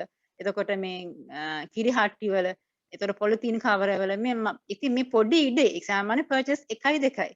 ඉතින් ඒ වගේ විවිධ ක්‍රමවිධ වලට දැන් වගා කරගන්න. ඉතින් අපිට වෙළඳපොලින් අපි වෙළඳපොලින් සුපර් මාකට් එකට ගියාම කියනවා මේක කාබනිකයි කියලා. අපිට විශ්වාසද මේ කාබනිකයි කියලා.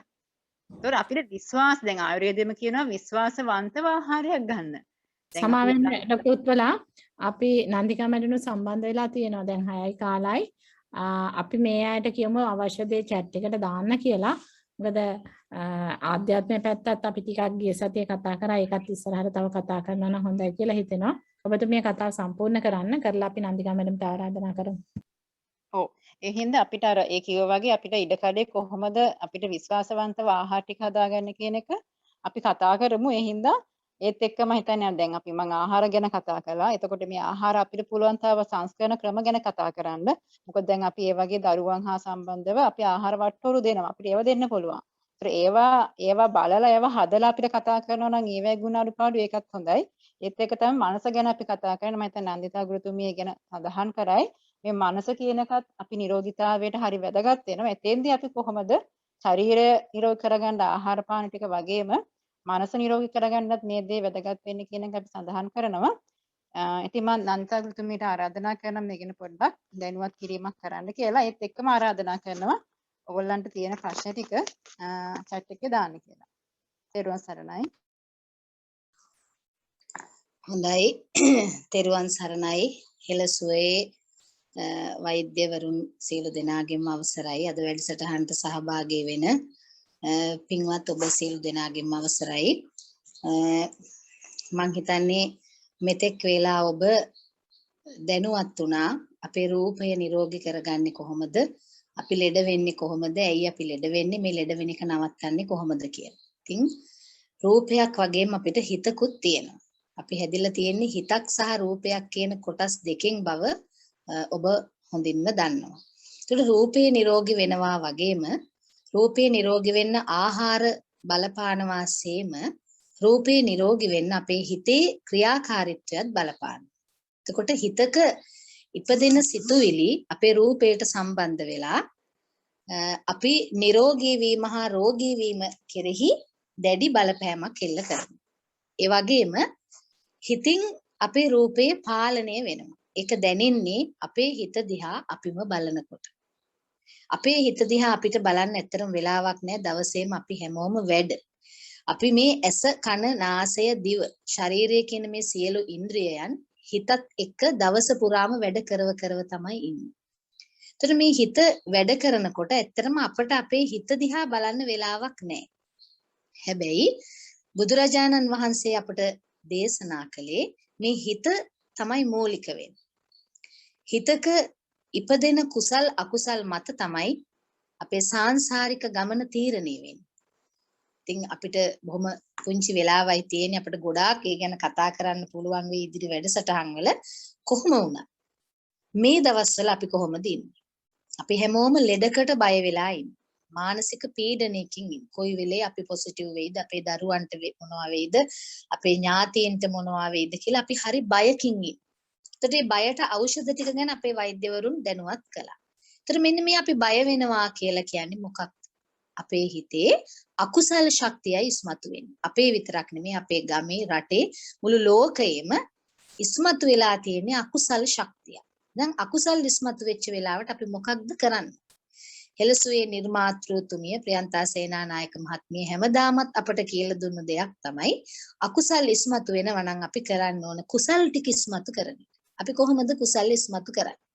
අපිට පුළුවන් බුදුරජාණන් වහන්සේට වන්දනා කරලා උන්වහන්සේගේ ගුණකාය සම්පත්තිය සිහි කරලා අපේ ගෙදර පිරිත් ටිකක් කියලා පුංචි වෙලාවක් භාවනා කරලා නේද?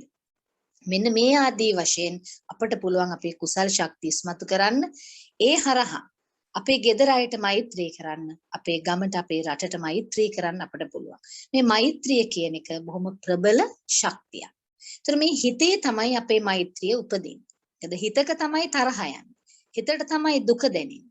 එමනම් හිතක කුසල් ඉස්මතු කරලා මේ මෛත්‍රී ශක්තිය අපට පුළුවන් අපේ පවුලේ අයට සම්බන්ධ කරන්න. අපේ රටට සම්බන්ධ කරන්න පුළුවන්. ඉතින් මේක සුවිශේෂී කාර්යභාරයක්. අපේ හිතත් එක්කයි අපි මේ වැඩපිළිවෙලට දායක වෙන්නේ.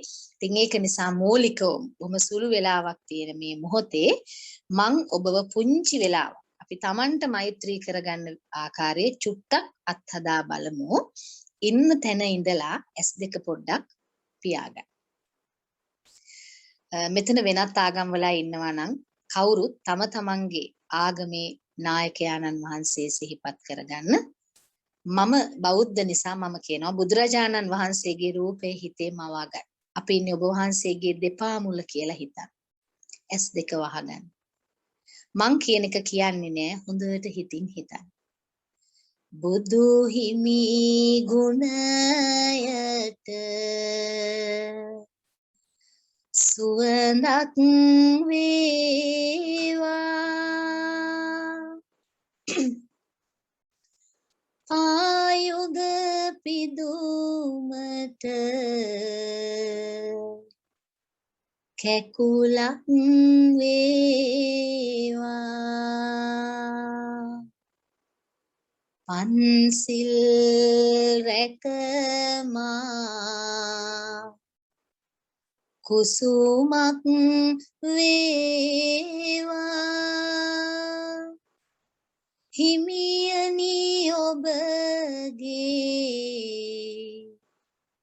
දෙපා තුල දාවා.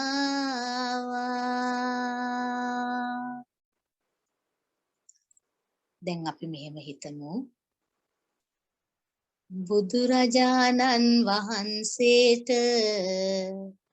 මම නමස්කාර කරමි මාගේ නමස්කාරය වේවා ඔබ වහන්සේගේ දෙපා මුල මගේ ජීවිතය පූජා කරමි පූජාම වේවා මේ සිත පූජා වේවා මේ රූපය පූජාම වේවා බුදුරජාණන් වහන්සේ සසර පුරා පිරූ පාරමී දහරාව කුසල් ශක්තිය මගේ සිතට මගේ රූපයට සම්බන්ධ වේවා යානුභාව බලයෙන්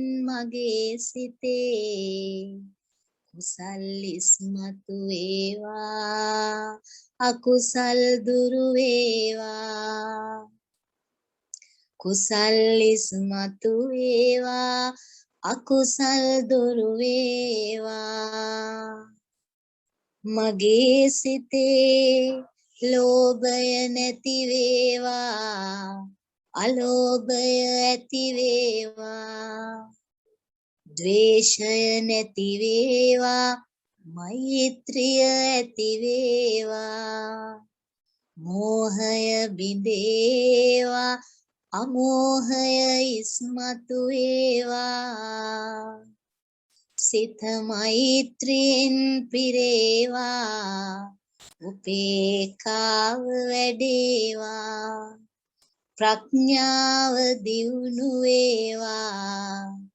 නිර්වාණ මාර්ගයටම සිත යොමු වේවා බුදුරජාණන් වහන්සේ මගේ සිත නිර්වාණ මාර්ගයේම ගමන් කරත්වා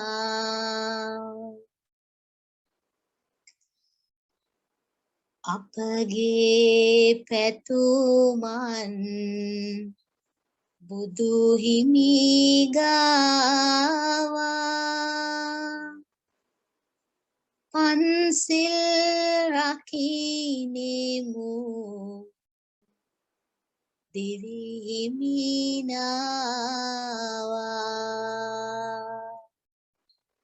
පතනෙමු ඒ සෑම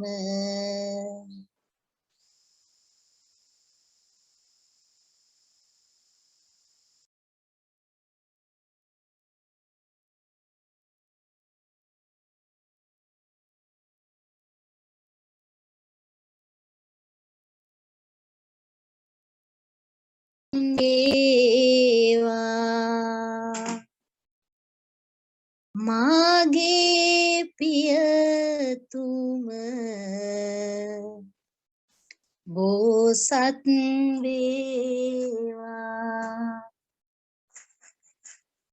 මාගේ ගුරු කැල බෝසත් වේවා අපගේ දරු කැල බෝසත් වේවා කාල වේලාවේ හැටියට බොහොම පුංචි කොටසක් මම ඔබට කියලා දුන්නේ මට මෛත්‍රී කරන්න.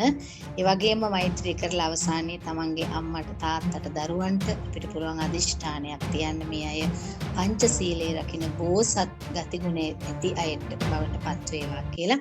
මම හිතන්නේ S2 පියාගත්ත පුංචි වෙලාවේ ඔබේ හිතට යමක් දැනෙන්න ඇති කියලා මම විශ්වාස කරනවා. අපේ ගෙදර මේ වෙලාවේ විදුලිය විසන්දින්න කොහොම වුණත් අපේ වෙලාවත් අවසానයි. ඉතින් අපි ඉදිරියට මුණ ගැහිලා තවදුරටත් භාවනාව ගැන කතා කරමු, භාවනා කරමු. ඔබ සියලු දෙනාටම